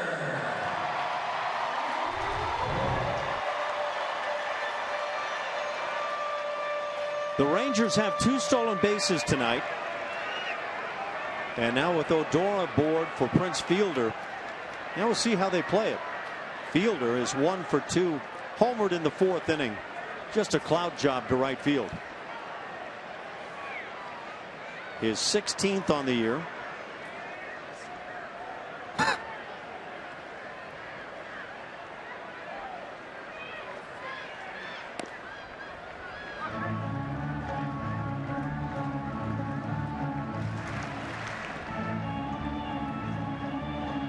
Tony Sipp and Chad Qualls throwing in the Astros pen now in left center field. Dan Straley looking at his 80th pitch of the evening.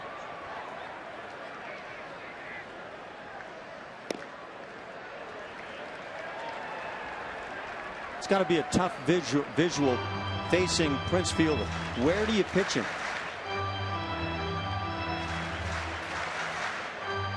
Good question right now. Away, up and away. He stings it to left field. You come in a little bit, and well, you know what he tends to do.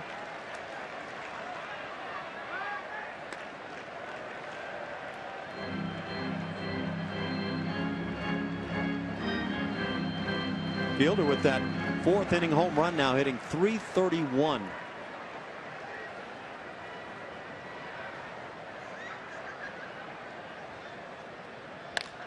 Hot shot up the middle. Correa's there. He'll sprint to the bag and get out number 1 and then throw it away.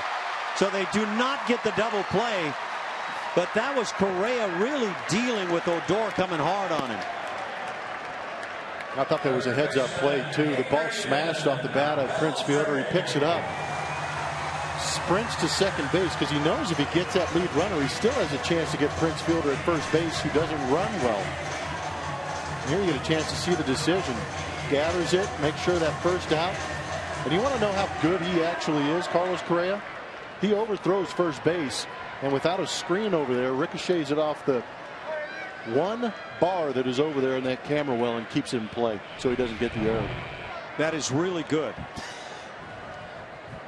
So 1 out here in the inning. You know what? It seems like only the really good ones catch those breaks sometimes. Is that not the truth? Ground ball to short as that bat goes flying. Altuve, and can't get the double play. It's another fielder's choice, grounded into by Beltre. 6-4 on that force out of Prince Fielder, and Beltre got down the line quite well.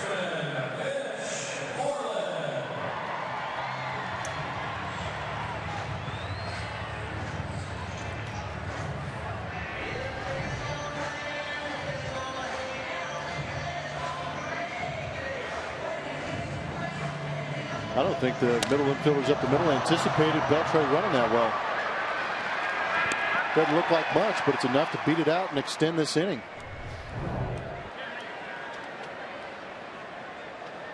Rangers have picked up 2 here in the 5th inning, leading it 3-2. Mitch Moreland at the plate has flied out and walked. Another shift on for the Astros. Well, I think Jason Castro is showing some body language that says there have been a number of pitches that appear to be in the strike zone. Yeah, it really looked like he wanted that backdoor slider right there.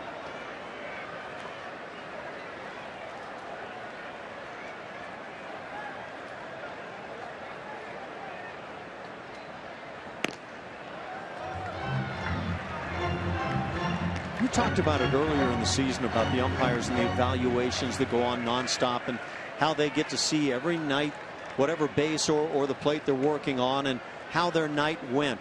And I wonder what they take more crucially, strikes missed or strikes called that were out of the strike zone. Nice play by Marwin to haul that one in. That was a pretty good play. Almost better dance moves by Adrian Beltre afterwards. Watch Adrian. Hits to first, pops off first, and then a little Tallahassee two-step to get back. I think that guy has more fun playing the game than anybody else that I watch. Wouldn't you have fun if you had his tools? Oh my! That's what drives me nuts. You know, you look like you're not having any fun playing, Jeff. Well, do you see what I'm working with? Adrian Beltre, he's a blast. I would Don't even start with me. Been his teammate. But Adrian's like that with everybody. Yep. No, that's just, it seems to be his nature. And you know, you can say, well, take the game serious, but I always think back to Magic Johnson and that big smile he had on his face for the Lakers. As ball 4 is delivered, that's a walk to Moreland. Second time he's gotten the free pass. It'll bring up Josh Hamilton. But I think with that smile, you can really play the game. A.J. Hinch is coming out now as he'll go to the bullpen. Tony Sipp has been called upon. He'll come on to face Josh Hamilton here in the 5th inning, as 2 runs are already in and that lead has been relinquished.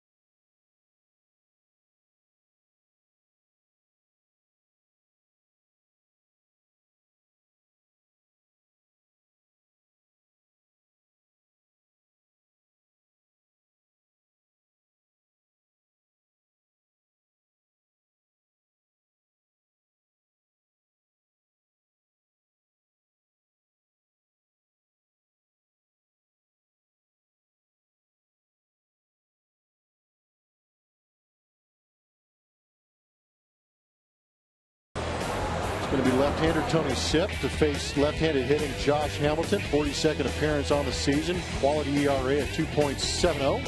Last time he was out there was July 31st against Arizona at home at Minute Maid, where he went 2/3 of an inning. Gave up 1 hit, had 2 punch-outs, and only threw 10 pitches in that appearance. So Dan Straley leaves, having thrown 4 2/3 innings, allowing 5 hits. He's allowed 3 runs to this point, but both of the runners aboard belong to him. And now Josh Hamilton comes to the plate. Big man to get for Tony Sipp.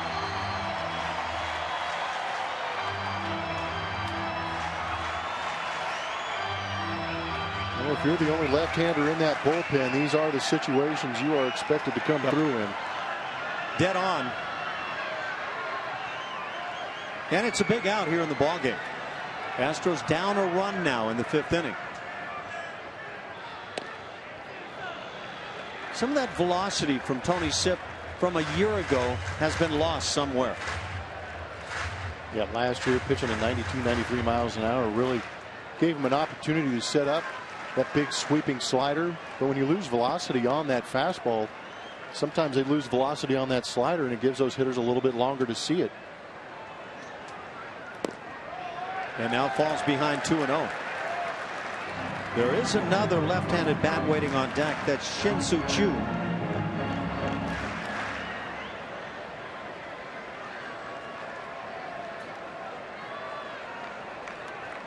Well, we've gone back and forth on Choo, and we'll get to that in a moment. On the line drive, he hit over Colby Rasmus in right field.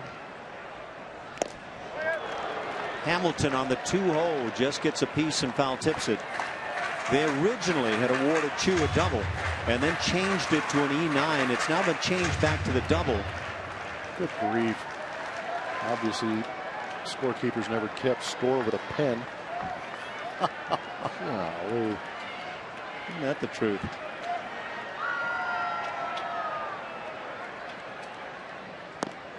Just waving out in front, and 2-2 now on the former MVP.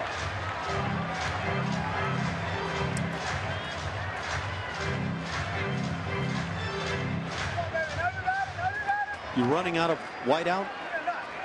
Yeah, again. Kind of looks like one of my crossword puzzles. I've seen you work on those. You don't mess up. 3-2.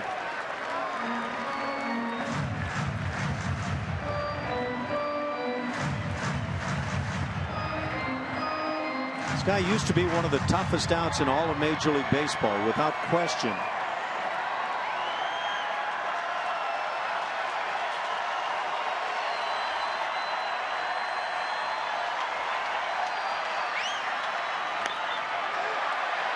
Line drive right field. It'll drop in front of Rasmus. That'll produce a run.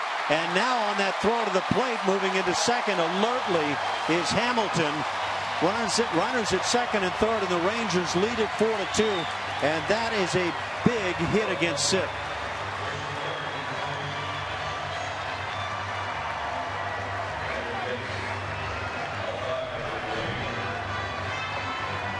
It's a single and an RBI.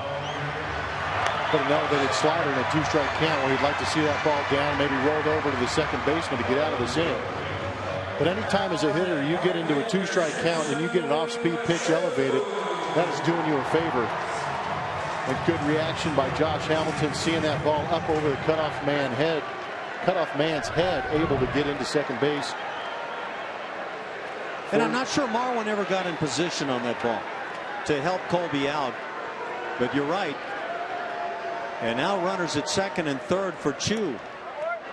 You know, a lot of times the guy who gets the base hit right there will just keep going to second base and attract that cutoff and go to second base to reassure that that run will score. Willing to give up an out to score another run. Exactly.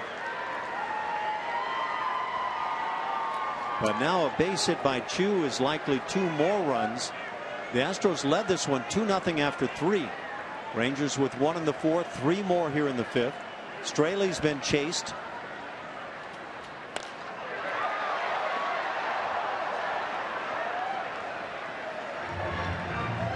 Rangers offense is just relentless against Astros pitching.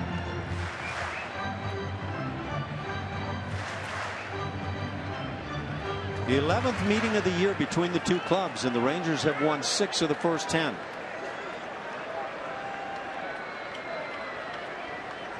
Rangers are 3 for 3 here with men in scoring position in this 5th inning.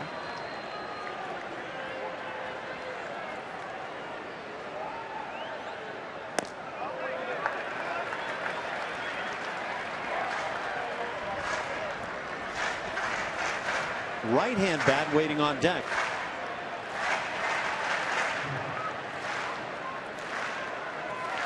Chad Qualls appears to be loose in the Astros pen.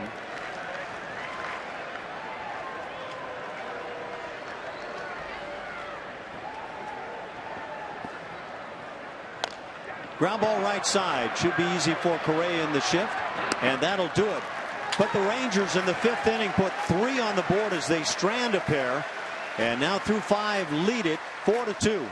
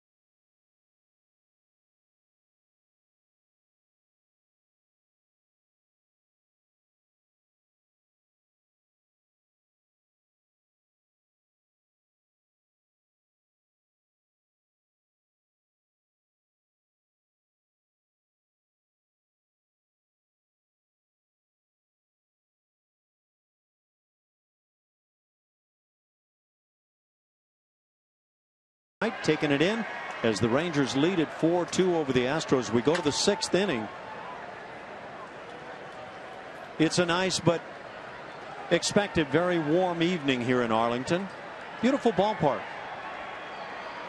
And Jerry's Palace, I was going to say, they're lucky they got that shot. Yeah, the home of the Dallas Cowboys, right behind ballpark here in Arlington, that, or at least that's what it used to be known as, now Globe Life Park. Looks like the Death Star out there behind the outfield. Hard to imagine that this ballpark could hide that one. There's Drive 100. left center field. Back at the wall. See ya. Number 100 for Carlos Gomez. And that gets the Astros back closer. It's 4-3 now as he'll touch the plate. And you see that enthusiasm.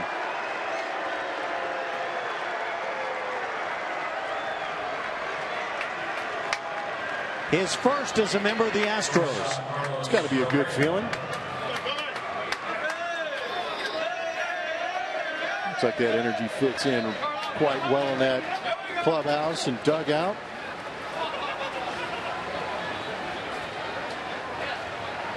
Well, he gets the treatment. And now Carlos Correa at the plate. Oh, they welcome him to the Republic of Crush. It's what it's become, isn't it?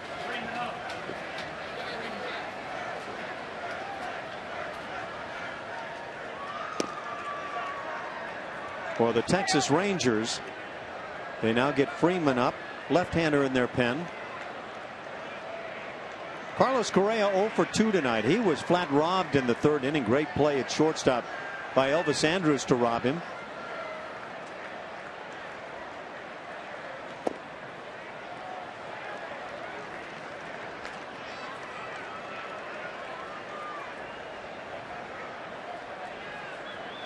.94 pitches now for Gallardo.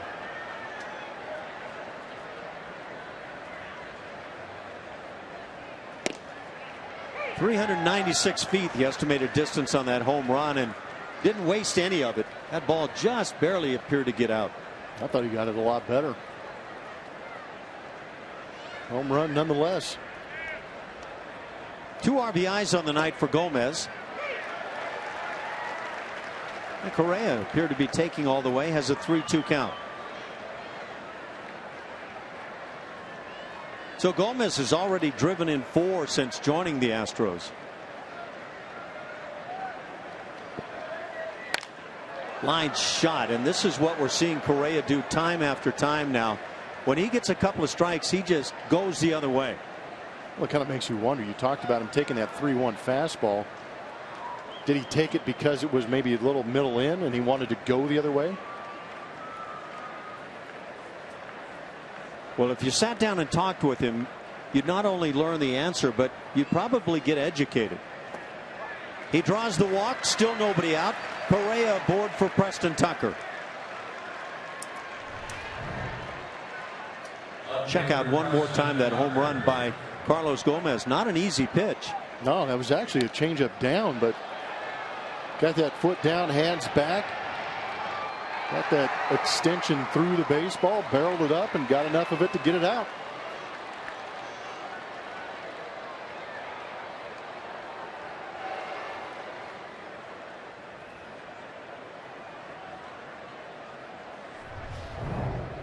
Guys get thoroughly watered down there in the dugout when they do something big.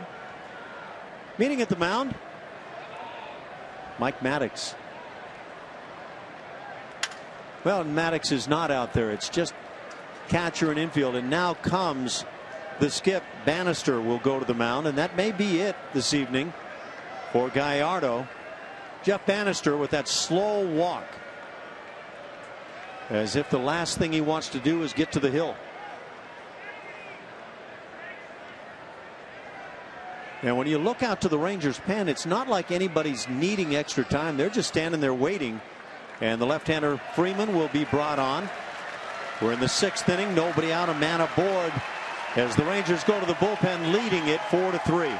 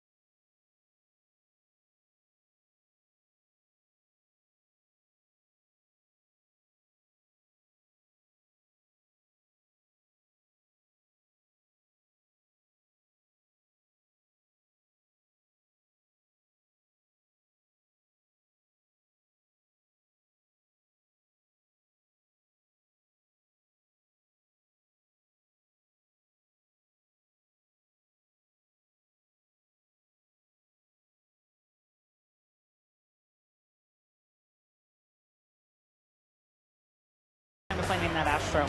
This is brought to you by your local Honda dealer, and here are your clues.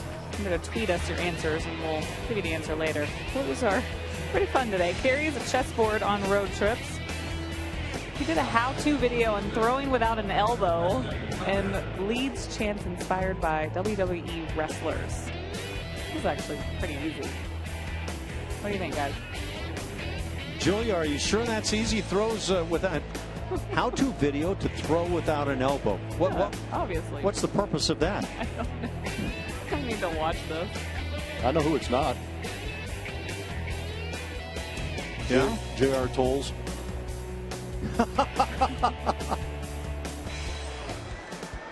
Sam Freeman, the left-hander, on to work it for the Texas Rangers here in the inning. Nobody out. And Jeff Blum getting set to tell us all about Sam Freeman. Yeah, he's making his 39th appearance. He's got a fastball about 95 miles an hour, a split finger, and a slider.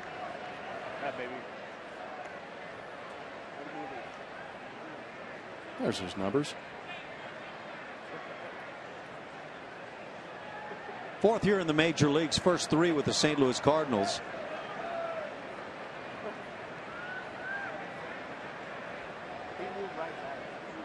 Three and 2 lifetime. That's a good spot now.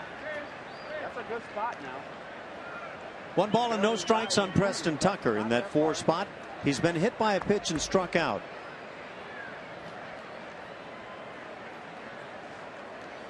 Leadoff home run here in the 6th inning by Carlos Gomez, the 2-hitter. Then the walk to Correa.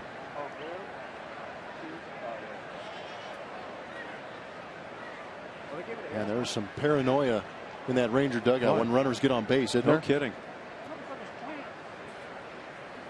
Which is a good thing. If you're an Astro, sometimes you can take some of the attention off that hitter. They make a mistake because they're so focused on that base runner. Start throwing pitches like that. That was a dangerous fastball up and in. Yeah, 93 miles an hour. All you have to do is make a mistake as a hitter right there, and that pitch is in a very dangerous area.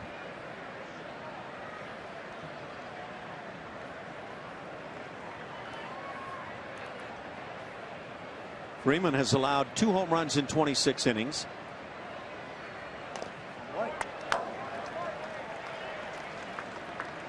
Two and 1 on Tucker. Waiting on deck is Evan Gattis.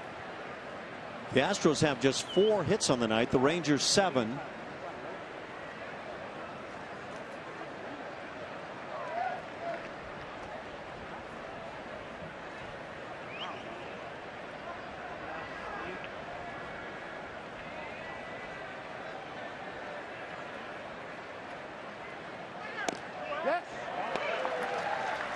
And now 2 and 2.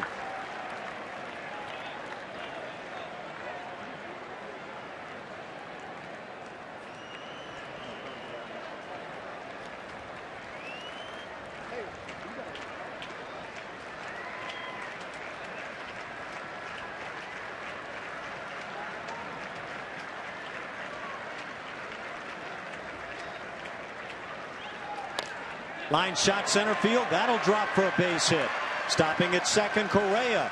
Still nobody out. The Astros now have runners at first and second for Evan Gattis. And a nice job against the lefty by Preston Tucker. Yeah, that's a great job. Good quality AB. He really gets down on those legs to go down and get some of those pitches down in the zone.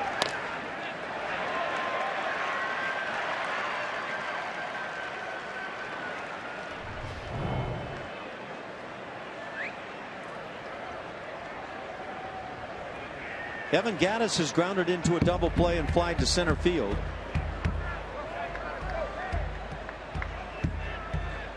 "17 home runs. The Astros led in that category by Luis Valbuena. Rangers now have a right-hander throwing in their pen. Phil Klein is that righty.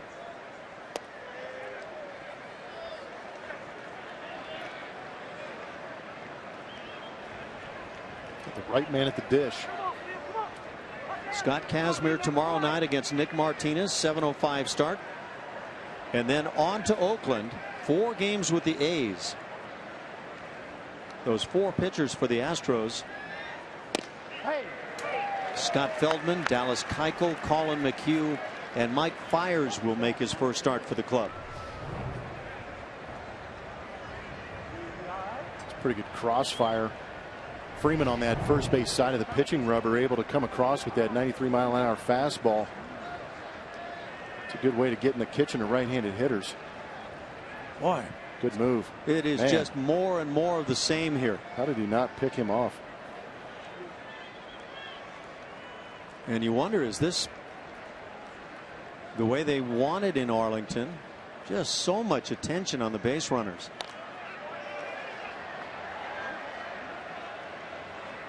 I always go back to Dallas Keuchel and others that have done it his way. Just speed it up and nobody runs. Well, if you have that good slide step, you don't have to worry about how good your pickoff move is, because you're so quick to home plate that nobody has a chance to get a jump on you. The only way you can run is hit and run. Correa at second, Tucker at first, and again. How is that not a balk? Yeah, see, there's the lead foot is supposed to step toward the base, and all he is doing is barely, if clearing the rubber at all. Watch. He landed right alongside the rubber, but you never see a balk called on this play. Runner goes from second, and Carlos Correa trying to make something happen, and now he has a little love thing going on there with Adrian Beltre. Beltre, a guy who doesn't like to be touched around that head region or ear region. Sure is touchy-feely with everybody that gets down there. What's that all about? You tell me. You don't know. Pretty good jump. Oh, yeah. That's the new guard introducing himself to the old guard right there. And see, there's the fun we're talking about. Most guys would be just never thinking about having a laugh with somebody getting in their way, coming to the bag. With Beltre, it's never unprofessional, never feels that way. 2-2 the count now on Gaddis. Splits on Sam Freeman are pretty impressive. Left-handed hitters actually hitting .286 off him coming into this game. Right-handers hitting a .152. So he came on to face the left-handed bat of Tucker. Colby Rasmus, another left-handed bat, waiting on deck. We figured he was going to take his chances with Preston Tucker and then leave him in for the right-handed hitter. Also got Colby Rasmus, a left-handed hitter, behind Evan Gaddis.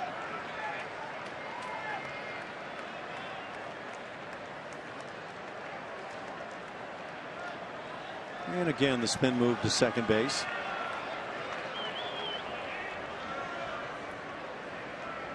If nothing else, what I would love to see is them make that illegal unless there's a man at the bag to take the throw.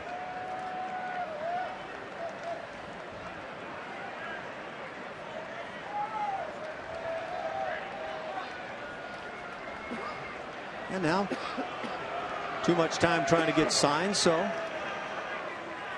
the catcher Jimenez goes to the mound. They're just trying to decide whether or not he's going to throw that fastball. Probably location. So a couple of good split fingers, and Gaddis has done a good job of fighting him off. But he kind of locked him up earlier in the count with that crossfire fastball about 93 on that inside corner. But you better be good with it, because if you make a mistake, Evan Gaddis could jump on it. And now 3-2. We've already seen Correa on the move in this sequence. Does he go here? He's got to change that sign. Now it's got to say another homer. He's already gotten one home run from the Astros, that by Carlos Gomez.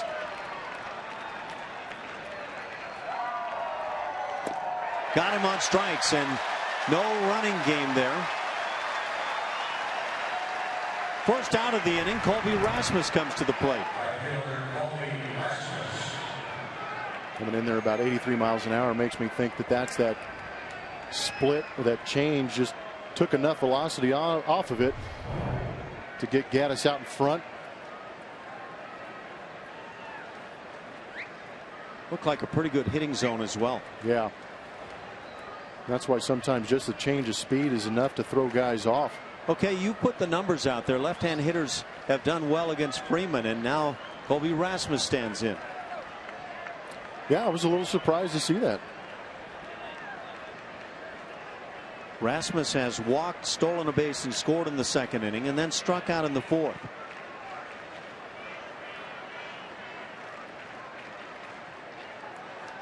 There goes Correa, and he'll steal third without a throw. And now 90 feet away with one out is Correa.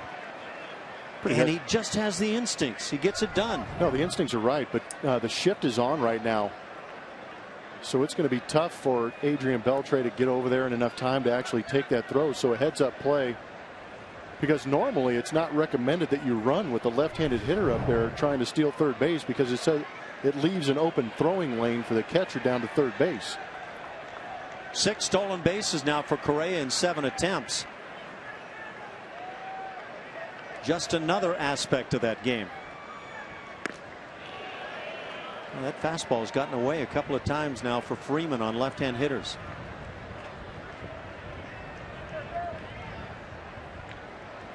Two and all the count for Colby. Freeman's given up 2 home runs in his 38 appearances, both to left-handed hitters.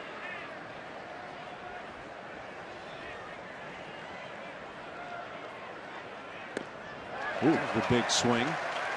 And another left-handed bat, Valbuena, waiting on deck. You have to believe that Jeff Bannister put Freeman in because of the 3 left-handed bats coming up here in the inning, and yet the numbers say that's not an advantage for the Rangers. Kind of interesting, isn't it?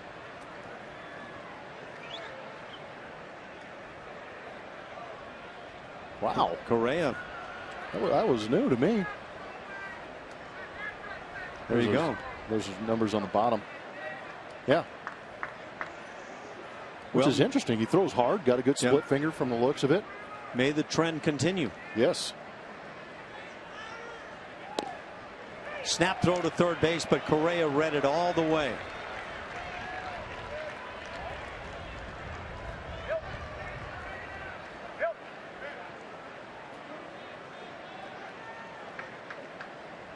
You just get that sense that the third baseman, in this case Beltre, is coming to the bag, and you watch the catcher, and perfect read by Correa.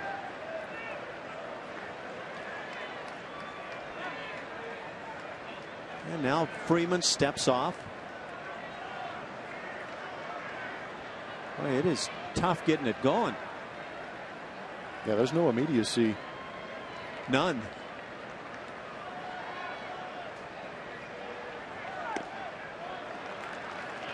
Three and 2 the count. Preston Tucker still at first base.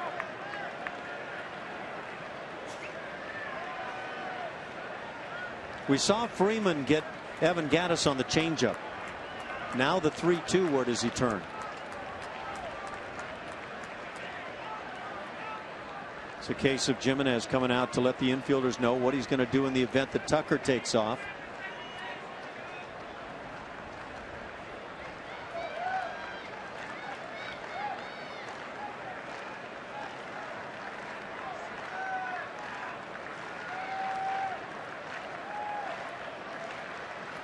Wow.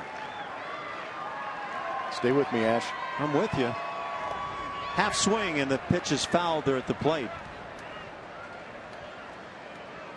I think Freeman's pretty lucky that ball stayed inside. Colby's trying to figure out what's going on, but he was able to get a piece on this. If that ball's a little more out over the plate at that elevation right there, I bet you Colby puts a pretty good swing on it, barrels it up. Boy, these signs are tough to come by right now. Need an interpreter.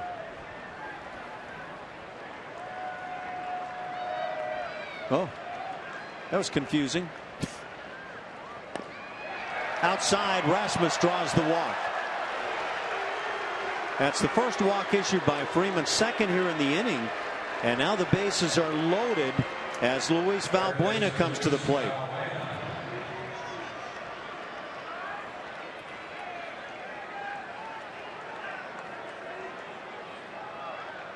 There's your leader in home runs on the Astros, 20 of them.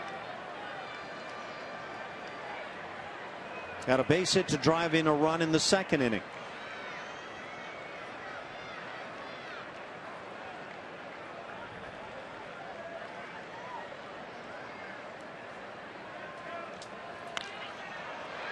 Foul ball left side. 20th pitch of the inning since Freeman has come on. Gallardo started the 6th inning, allowed the home run to Gomez, and then walked Carlos Correa.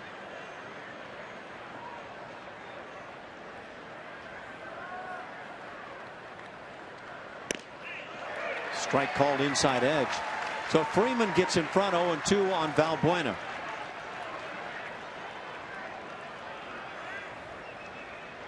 Big at bat for the Astros. Really is. Runner at third is your primary concern with one out. Ooh, close but missing. Man. How close? Close enough. Close enough to call. Man.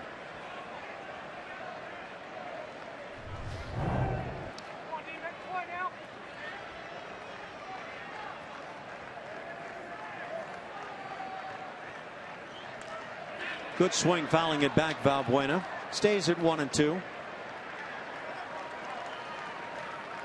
Looked like just a little slider, but that one, some of them are staying up in the zone. Can't get away with that for so long.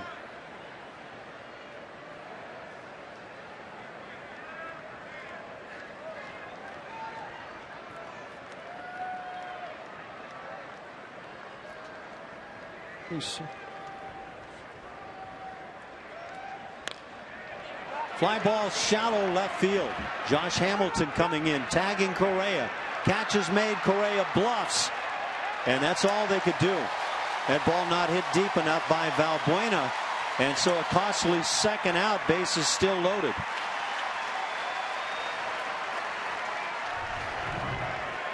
Good look at it. And Correa does a good job of trying to sell it, forcing Hamilton to make that throw. Correa's got good speed, but you said it, Ash, not deep enough to even give him a chance. 2 outs, Marwin Gonzalez at the plate, and here's a guy that's been swinging it great from this side of the plate.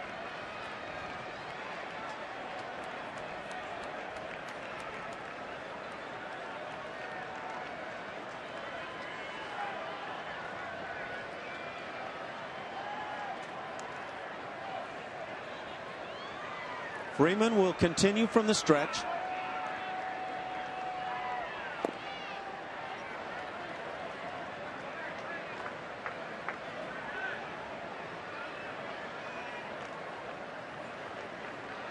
Woo. It's a tough go with runners on all 3 bags for Marwin Gonzalez.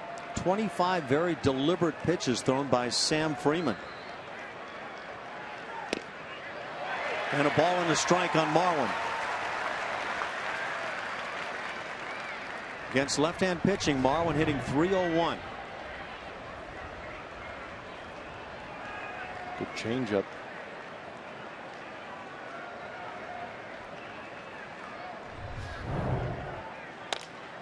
Ground ball slowly hit. Beltre with the play. And that'll do it for the Astros. Couple of big outs. Valbuena and Marwin Gonzalez with the bases loaded. A run scoring in the inning on the home run. First with the Astros by Carlos Gomez.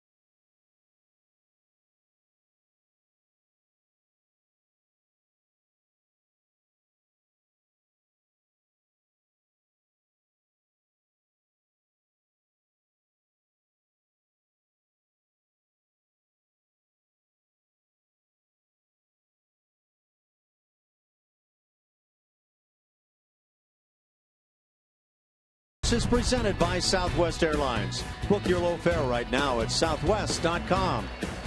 By Jack in the Box. For a limited time, try the new Portobello Mushroom Buttery Jack with melted garlic herb butter.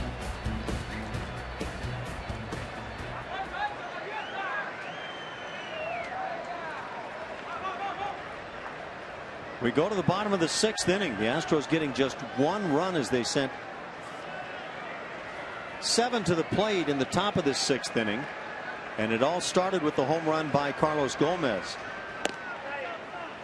Tony Sipp still on to work it. He faces the 8-hitter, Elvis Andrus, who's 0 for 2 on the day.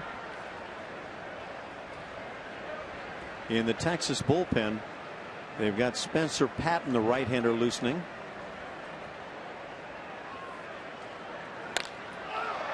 Hit in the air to right center field. Rasmus moving back. And makes the catch. 1 out here in the 6th.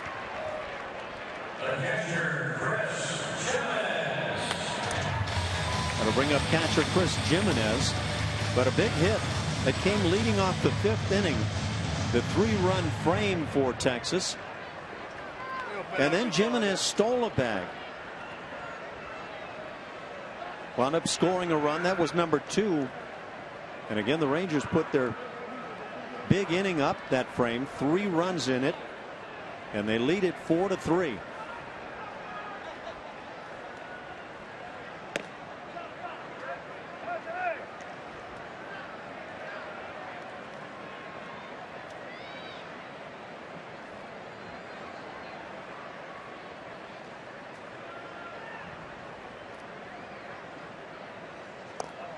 Two and 0 the count.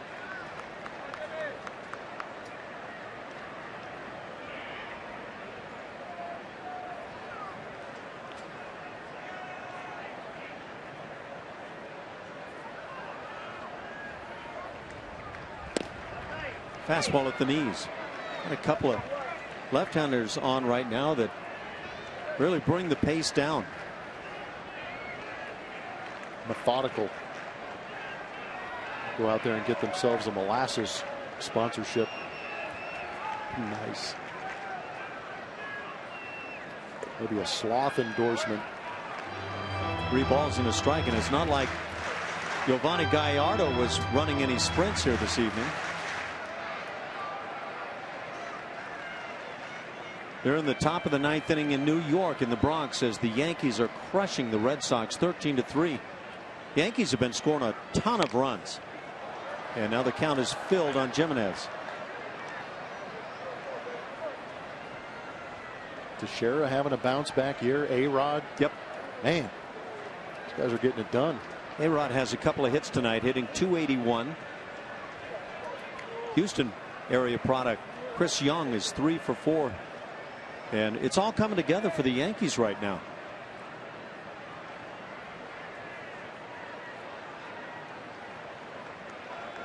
Sipp comes set.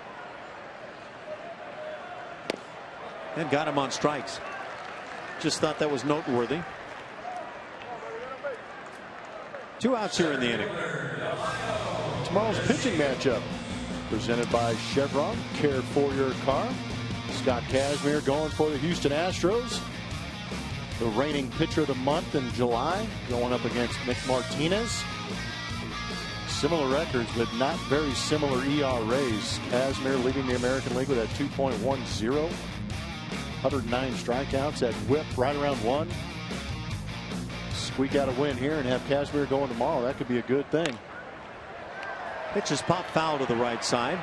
Leadoff man Delano DeShields at the plate.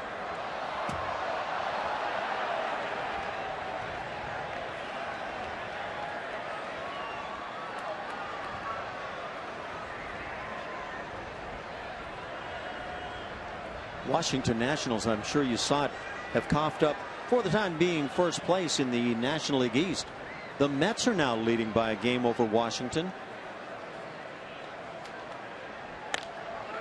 Fly ball hit to center, shallow. Gomez coming on. And the catch, that'll do it. A 1-2-3 inning for Tony Sipp. We played 6. It's a 4-3 Texas lead.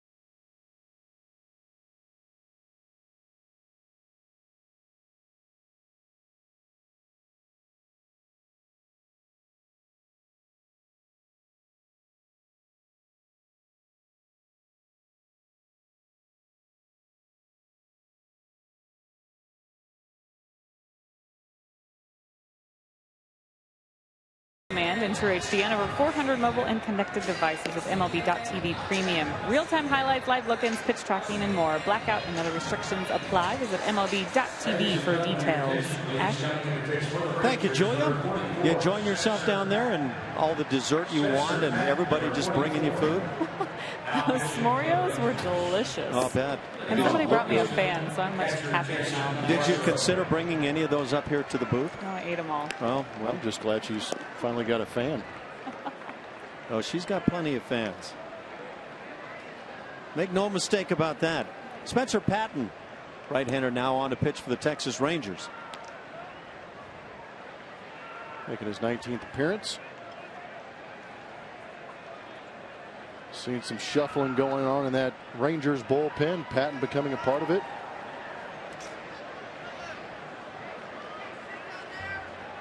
"27 years of age. Hails from Illinois and went to Southern Illinois University. My first professional manager was from SIU, former coach and I believe athletic director there.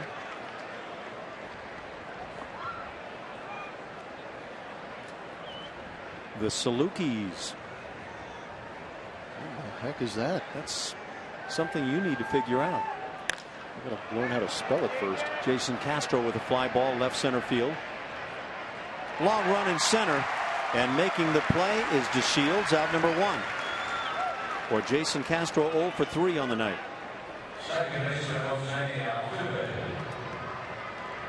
So the Cal Golden Bears never played the Salukis of SIU, huh? Nope. That'd be a negative. It's where. No? Northern. Sorry, thinking out loud again. You just throw words out like that randomly? Yeah, what's the opposite of Southern? I said Northern. Having a conversation with myself again. Whoops. Jose Altuve at the plate, 1 for 3.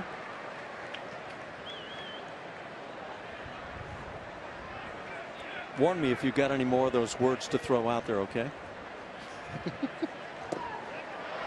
That's not the best swing you're going to see from Altuve all season.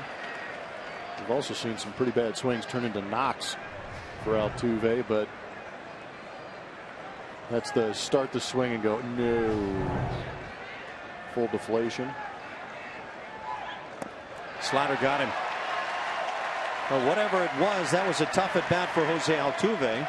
And now with 2 outs and the bases empty, Carlos Gomez comes to the plate.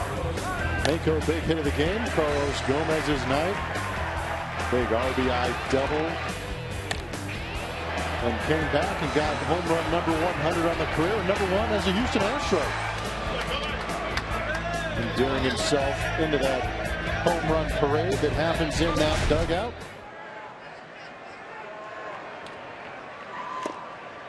Big swing by Carlos.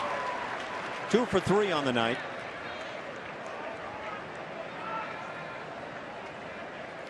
It's fitting in very nicely.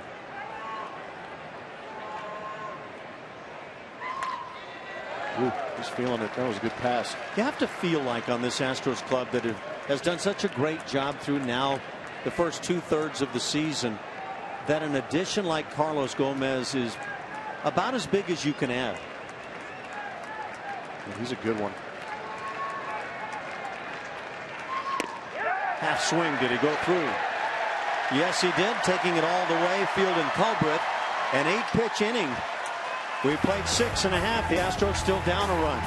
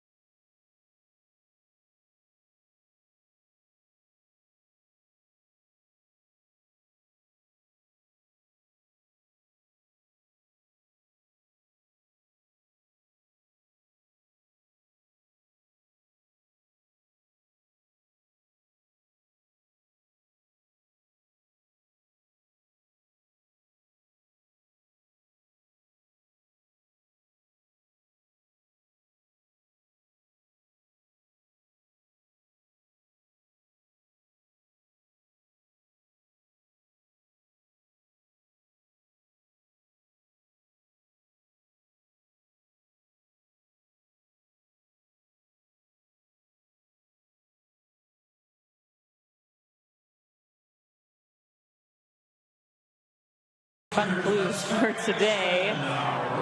My favorite being the how-to video that I still need to watch. It's Hunter Pence throwing without an elbow. I'm really curious to know how you do this. Not a lot of people get this one right. I think the WWE wrestler chant may have given it away. Okay, so who came up with that second clue? Is that you, Julie? No, it wasn't me. I believe it was Carl Patterson. Ah. So there you go. We're in the bottom of the 7th inning now. Rougned Odor to lead it off. And he'll face Tony Sipp as he continues to work it. A couple of left-hand bats to start the inning. A bunt on the right side. And now Sipp has to sprint to the bag, and he can't get there in time. Rougned Odor with that diving effort to beat it.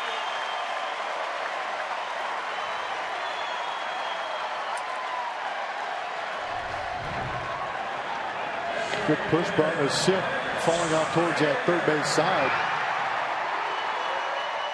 Gave it a pretty good effort. Wow. Also came pretty close to stepping on that hand of Rougned Odor. Man. Nobody out. Odor aboard with his second hit of the night. Prince Fielder at the plate. 1 for 3. That one a big one. A 4th inning home run leading off that frame. It's Odor's fourth bunt hit in the last 2 weeks.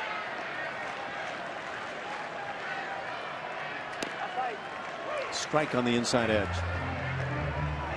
Jake Diekman now loosening for the Rangers.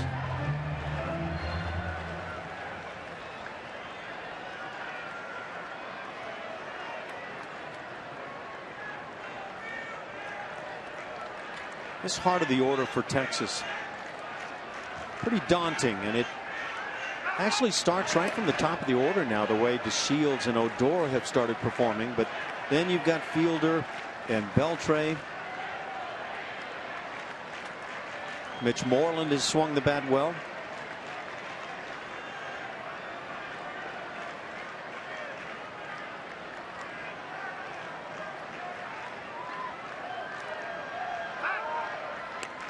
And now it's Tony Sipp throwing over.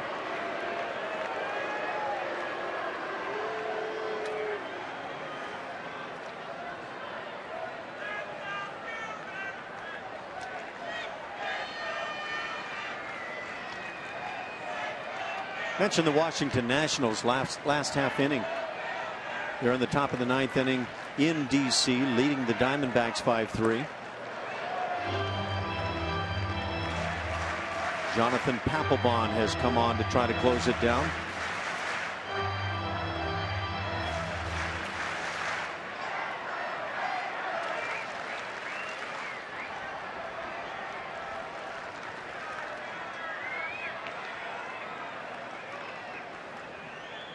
Ball and a strike on Fielder.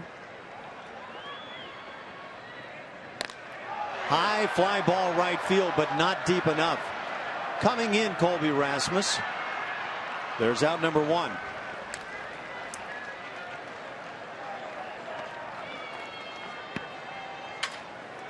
And now the right-handed bat of Adrian Beltre. That'll bring out A.J. Hinch. He goes to the bullpen, so the Astros will bring on a right-hander with 1 out and a man aboard here in the 7th inning, and the Rangers on top 4-3.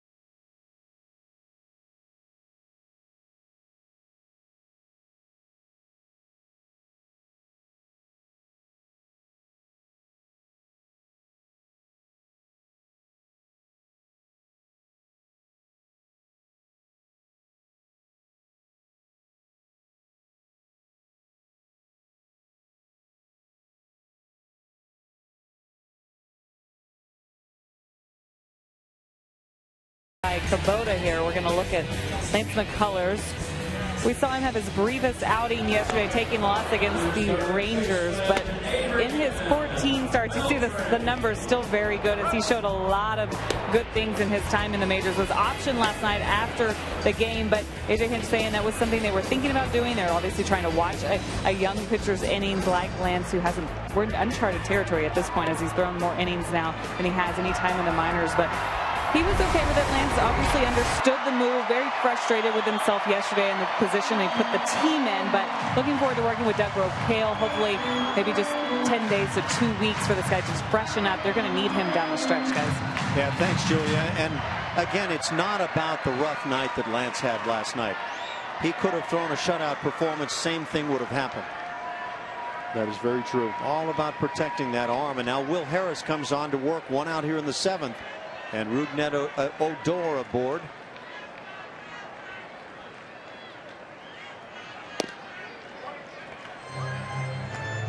Adrian Beltre is 0 for 3 tonight.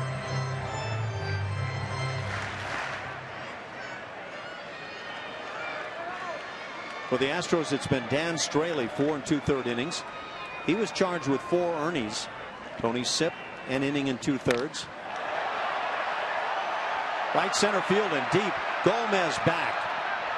Right there on the track, makes the catch. Second out, tagging and coming to second, Odor. So he's in scoring position now. 2 outs with Mitch Moreland coming to the plate.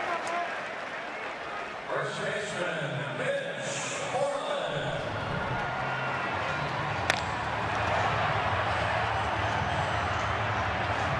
Good read by Odor, seeing that Carlos Gomez was going to get underneath this and make the sure catch.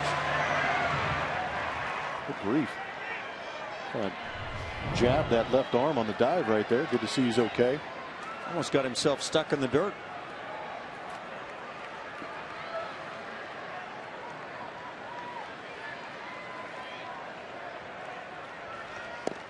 Mentioned a little while ago about Moreland and the nice season he's had, hitting .285. He has 18 doubles and 16 home runs. So he is a big part of this heart of the order for Texas.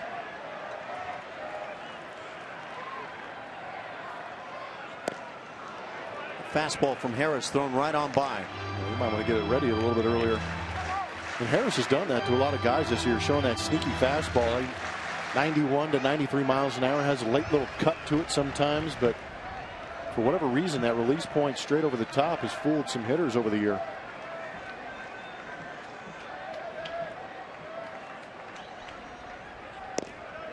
Good curveball. 1-2 the count. Tampa Bay Rays lead at 11-2 at Chicago over the White Sox. That in the 9th.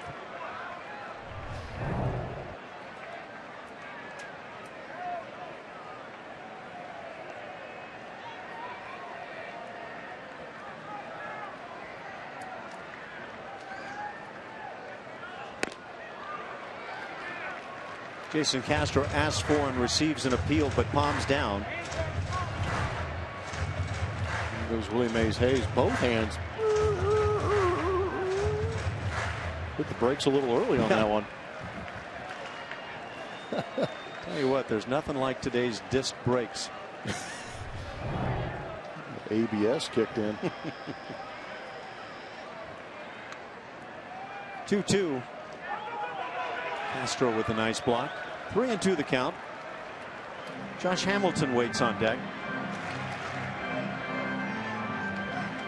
Mentioned the White Sox getting bludgeoned by Tampa Bay 11-2 in the 9th inning. That was Chris Sale starting for the White Sox. 5 1/3 and 7 earned runs, and that ERA has gone way up to about 3.5. It's terrible. It's about as tough a pitcher as you see on any given night. Man. I'm glad I never had to face him. Little fister popped on the left side. Valbuena the only man there. He'll make the catch, and that'll do it. Will Harris comes in and gets it done. We played 7. It's a 4-3 Texas lead.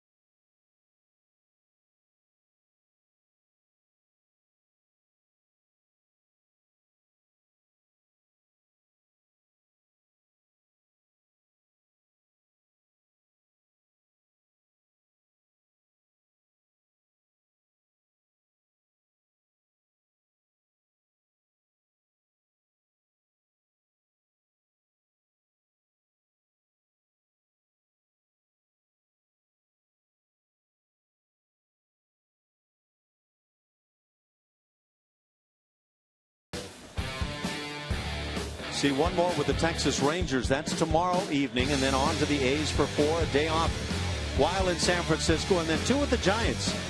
As the Astros have a little more interleague action, then back home to the Tigers and Tampa Bay, and the Dodgers coming in. So a lot of good baseball back at Minute Maid Park for you to be able to come out and enjoy. And the Astros trying to make it happen this year, leading as they start the night by 3 games over the second place Angels.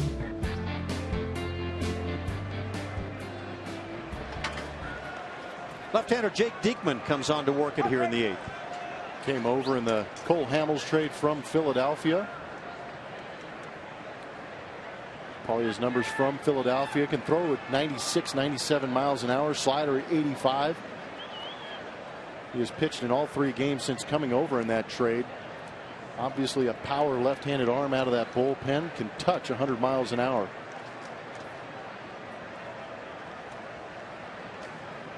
Well, the Astros here in this 8th inning, it's 3-4-5, so this might be the time to make something happen. Correa, Tucker, and Gaddis. And Tucker, it would appear, will not bat in the inning as Chris Carter has a bat.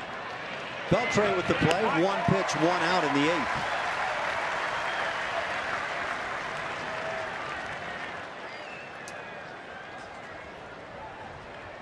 So Chris Carter will pinch hit in the 8th inning. Preston Tucker winds up 1 for 2. He was hit by a pitch and singled around a strikeout that came in the 3rd. Now batting for Houston, number 23, Chris Parker.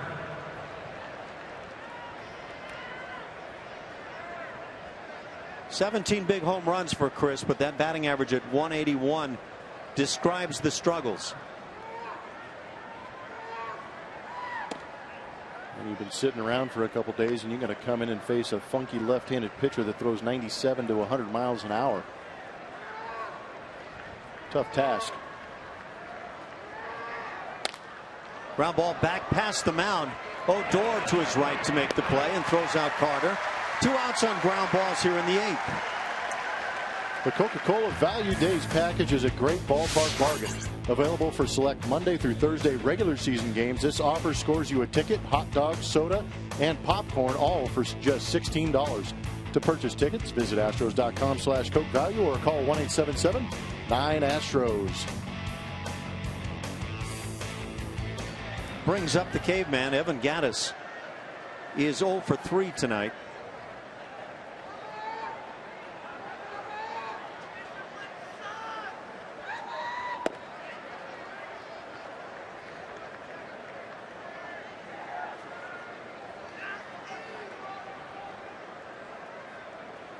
San Diego Padres are in Milwaukee with the Brewers leading 4-1 in the 8th inning. Another ground ball. Odor with the play. 3 ground ball outs, a 1-2-3 inning for Jake Diekman, and he needed just 4 pitches to get it done.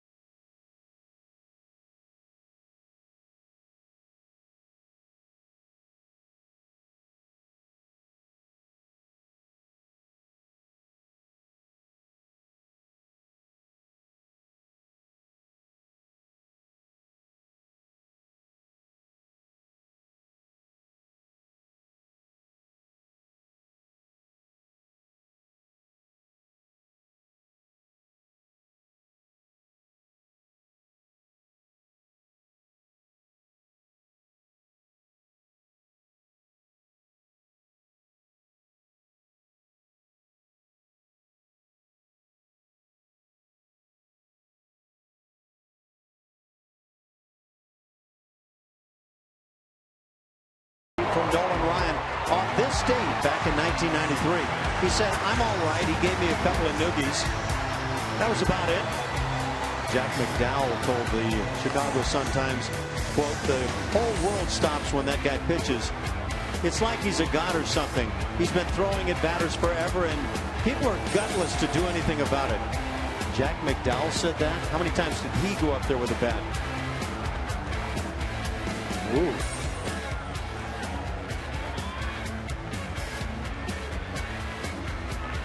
I've given my kids some noogies, and it doesn't look like that. I bet you have. Jeez. Will Harris still on to work here in the bottom of the 8th inning. Josh Hamilton at the plate. Although that was a pretty good father-son matchup right there. Father-son. Nolan Ryan was old enough to be Ventura's father. Yeah, I think that was one mistake Robin Ventura would like to take back. Good yacker by Harris. The closer, Sean Tollison, warming for the Rangers. And he is getting set to face, in that 9th inning, Colby Rasmus, Luis Valbuena, and Marwin Gonzalez. 6, 7, 8 for the Astros. The Astros led it 2-0 after 3 innings, but the Rangers with a run in the 4th, 3 in the 5th.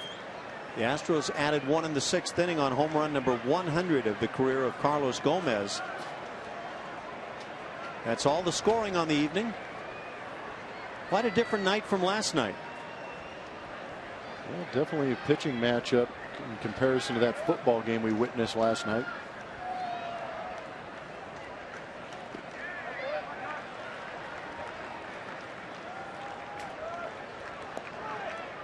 Ball and 2 strikes now on Hamilton, who's 2 for 3 on the night.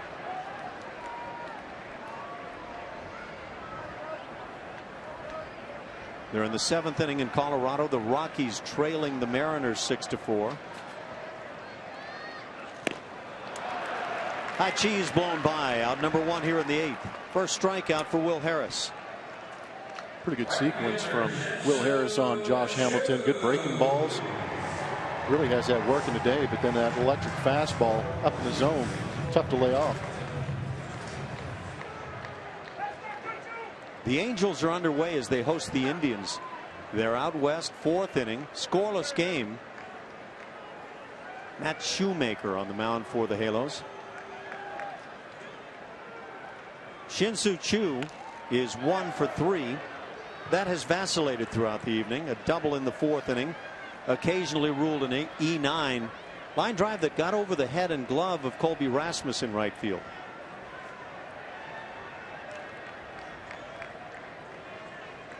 Carlos Carrasco working for the Indians in that game against the Angels.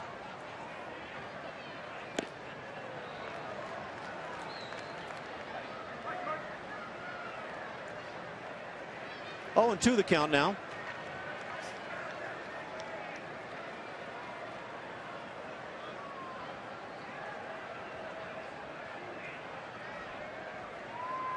Oakland A's are hosting the Orioles. They're scoreless in the 3rd. Finals in. The Yankees clubbed the Red Sox 13-3. Tanaka picking up the win in that one.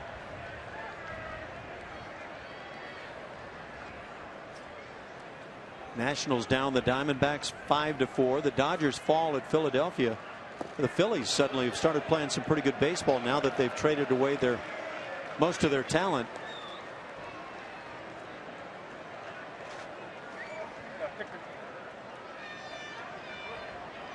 Cubs 5-0 winners at the Pirates. Jake Arrieta with the win, beating Jay Happ. Watch out for those Blue Jays. They win 3-1 over the visiting Twins.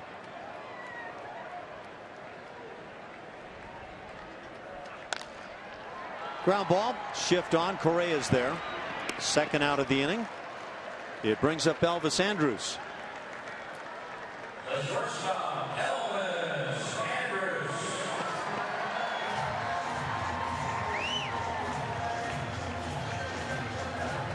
Kansas City Royals down the Tigers 5-1 in Detroit.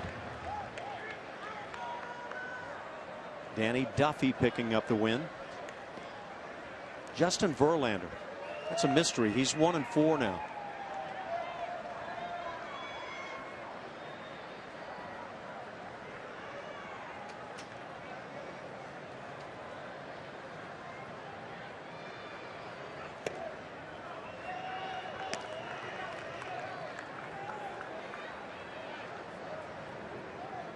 Some interesting things going on over there in Detroit. What's gone on with Justin Verlander, though? That arm is just not the same. And then last offseason you let go of Max Scherzer. Now it's David Price.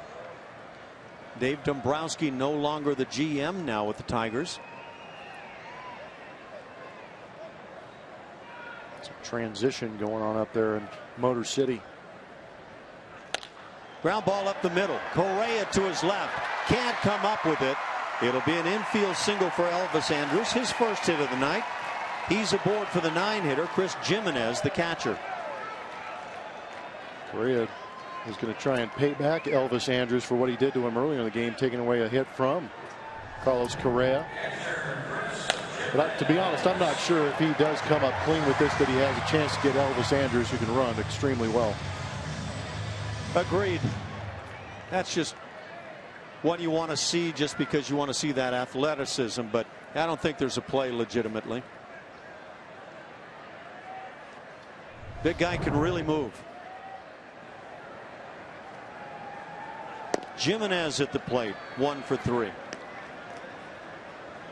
And his only stolen base of the year, second of his career, led to run number 2 for the Rangers. He's requested to have that base sent home with him tonight. They may fulfill that request. Weak swing as he swings through it.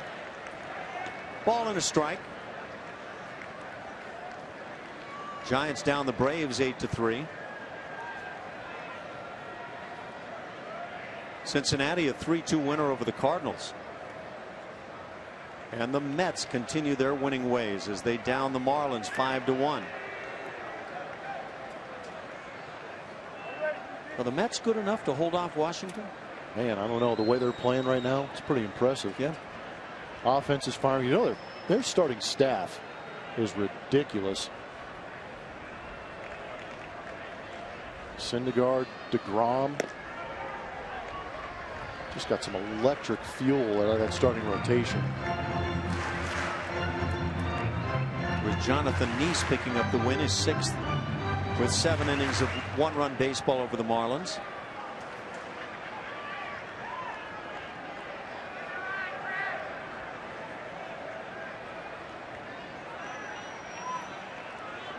Two outs here in the inning.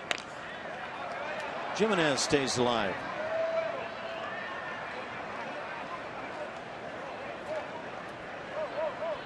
Well, the Astros came into Arlington yesterday and lost to the Rangers 12-9. They dropped a game to the Angels and Texas. Start the day leading by 3 over the Angels, 7 over the Rangers. And now the Rangers trying to win a second straight against the Astros.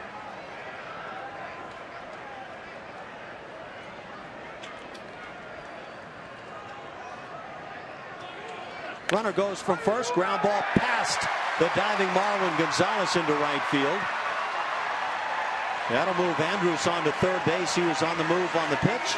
So runners at first and third now with 2 outs. And back to the top, Delino DeShields comes to the plate.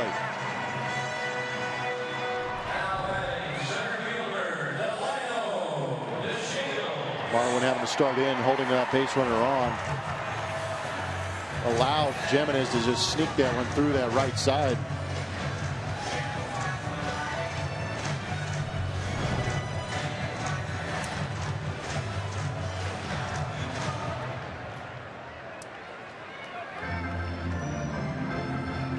Will Harris with that assignment now to keep it just a 1-run deficit for the Stros.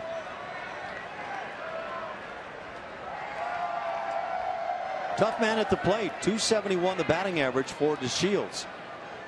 He is 1 for 3 on the night.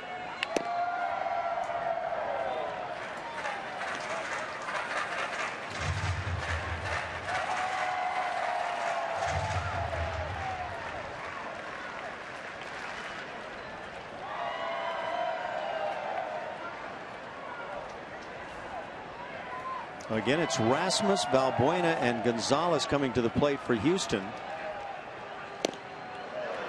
Ball and a strike on DeShields.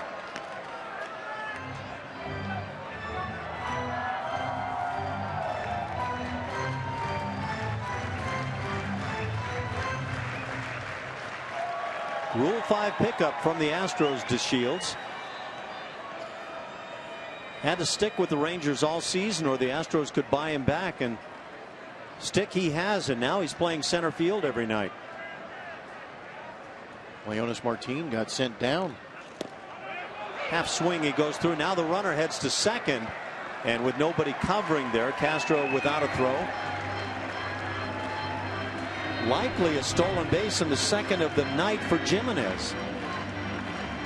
It is a stolen base.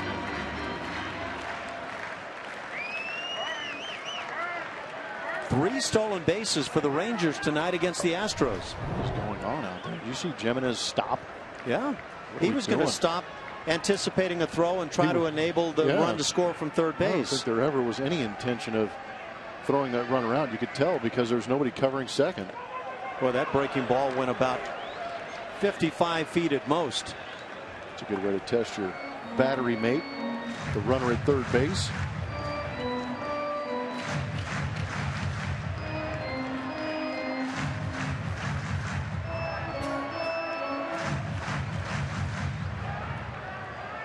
Delino DeShields drew 3 walks in last night's game.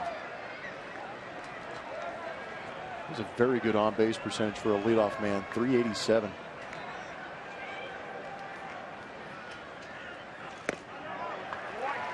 And now has a 3-2 count. First base is open. Rougned Odor waiting on deck.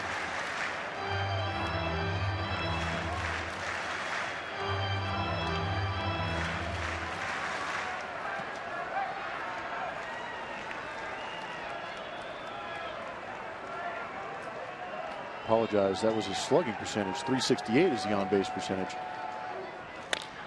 Line shot, diving stop. Correa fires and got him. What a play by Carlos Correa to keep this a 1-run game. Some kind of D by the shortstop for the Astros.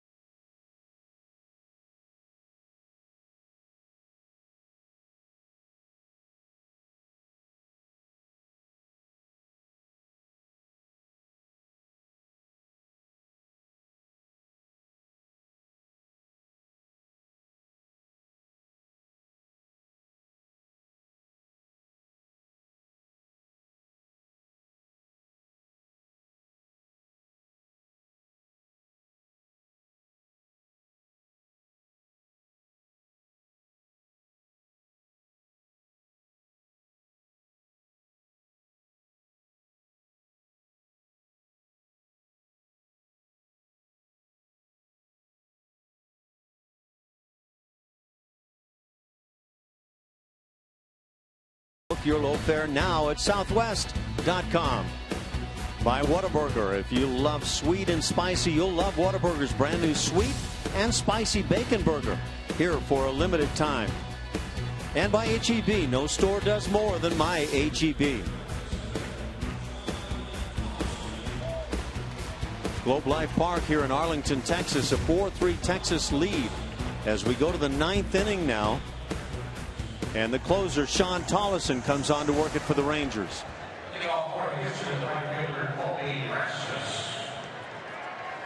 Saw him last night in that high-scoring affair. was a good job by the Astros offense to force him into that ball game. He has pitched in 5 of the last 6 games, and this will be 6 in the last 7. So back-to-back nights hopefully pushes him out of that game for tomorrow. But the Astros sure would like to make him throw some pitches and maybe take advantage of it by getting some base runners and scoring a couple runs to steal a game right here. Tollefson, 27 years of age, out of Baylor University. Just his 4th year in the big leagues, and had never picked up a save until this season. Seeking his 20th save now. The Astros seeking to get back into this game.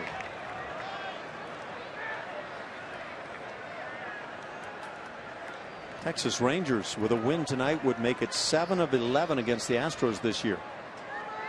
Ouch.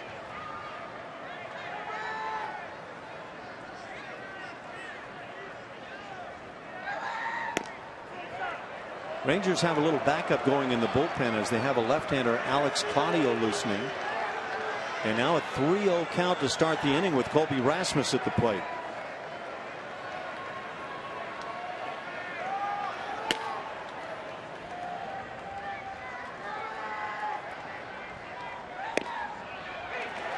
Colby takes the strike.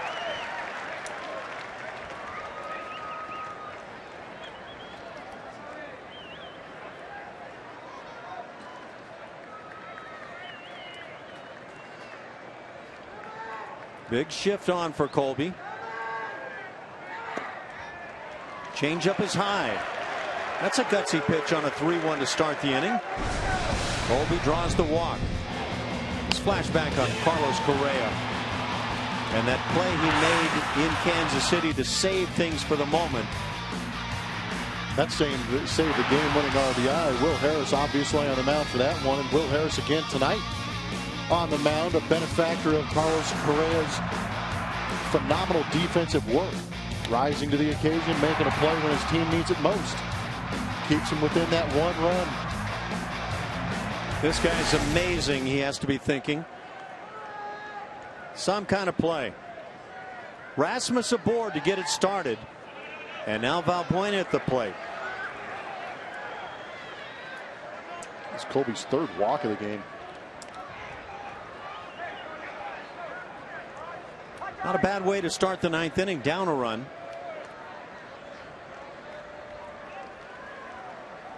The Astros have laid down 15 sacrifices this year.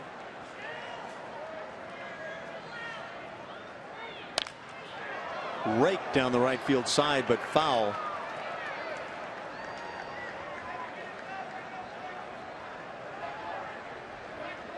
Ball and a strike on Valbuena.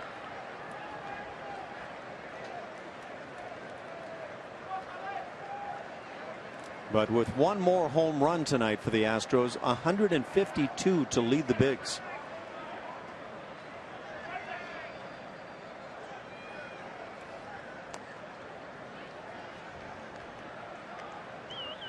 Colby Rasmus picked up a stolen base, his 2nd on the year, back in the 2nd inning. And that led to run number 1 tonight for Houston.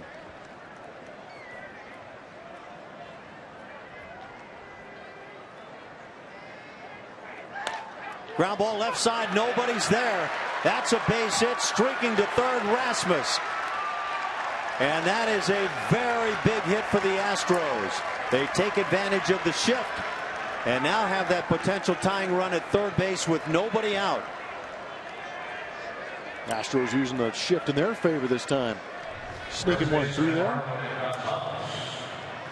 It's where he wanted it. Just Valbuena does a good job of just going with the pitch.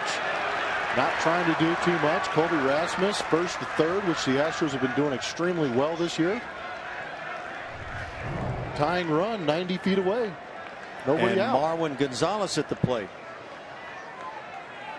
Still got Jed Lowry lingering in that dugout too if you need a clutch pinch hit.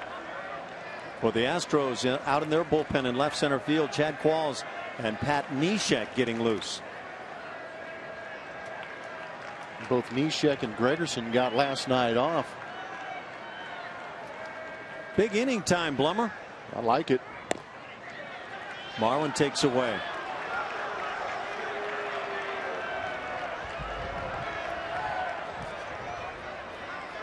Rangers now have a right-hander loosening in their pen.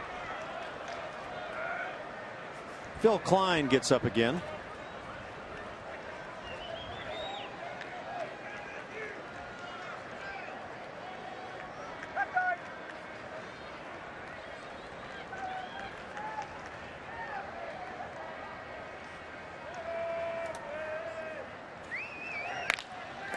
Hot shot gloved at first base by Moreland. He'll get an out at the bag and hold the runner Rasmus at third in the process. And that's a tough out to take on a ball hit very sharply by Marwin. You know what, that ball was stung. Moreland getting the quick out. Was stepping on first base. Had to check that runner at third. It actually moves two runners into scoring position with Valbuena able to get to second base. This could be kind of interesting right here. A base hit puts that winning run at home plate. Jason Castro at the plate. He's had a quiet night, 0 for 3 with a strikeout, but he has not been a quiet hitter in recent times.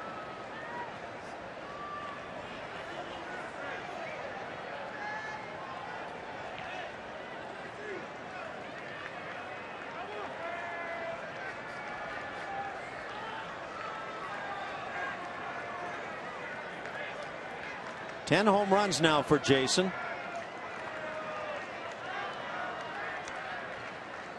Castro 2 for 4 last night with that grand slam.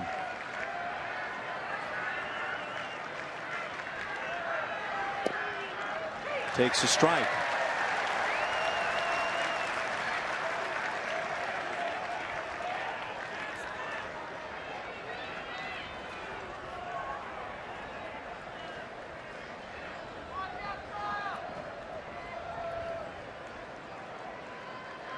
Outfield almost straight up against Castro.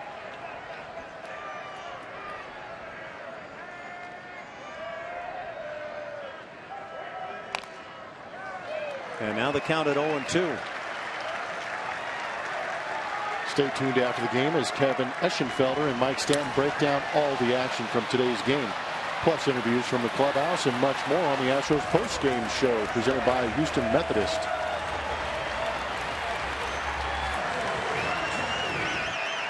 What's crazy is a ground ball right here ties this ball game up. Infield playing back at short and second. Yeah, you're right. Put it on the ground, drive something in the air. You've got at least a tie ball game. The Astros 1 for 7 with runners in scoring position tonight.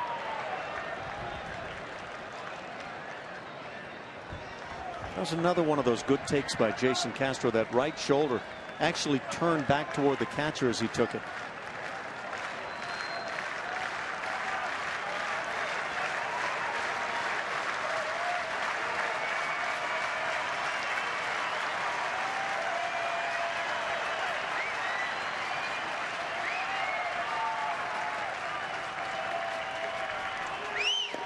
Got him on strikes. That is a costly strikeout. Second out in the inning. And now barring a wild pitch or pass ball, you got to put something in play to drive in at least one run. That's a big strikeout right there. Infield playing back, runner at third base. They were giving in to giving the Astros the tying run on a ground ball. Did not want to give up a base hit to allow that winning run to come home. Now it's up to Jose Altuve. And waiting on deck, Carlos Gomez. So I don't think there's any way you can walk Altuve, who's 1 for 4 on the night.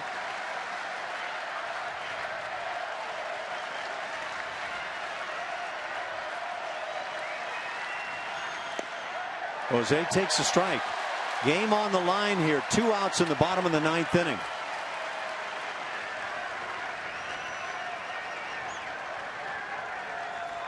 Runners in scoring position, 2 outs. This year, Jose Altuve, 282. That's a big number. Scoring position, he's hitting 362. Much of this crowd in Arlington on their feet. It is a nervous moment here.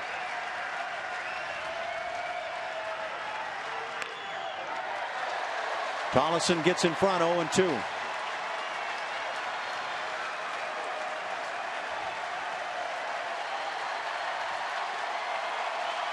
And now the big message board in right field urging the fans to get to their feet.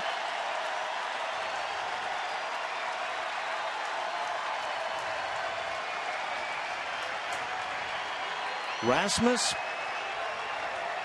and Valbuena, those base runners.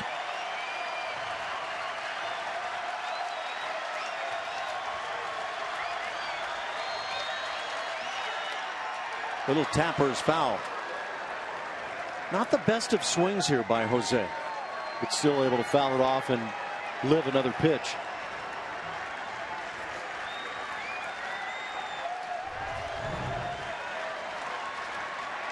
It's one of those situations where he might have been looking for something else and was just able to get a bat on it, get a piece, extend the at bat for one more pitch.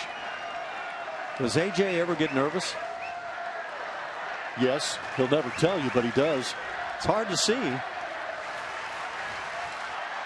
There's a bench that's all up at the railing. And this has got that playoff atmosphere and feel. Young man Carlos Correa wants this just as bad as every guy on that bench right now. Oh, and 2 the count.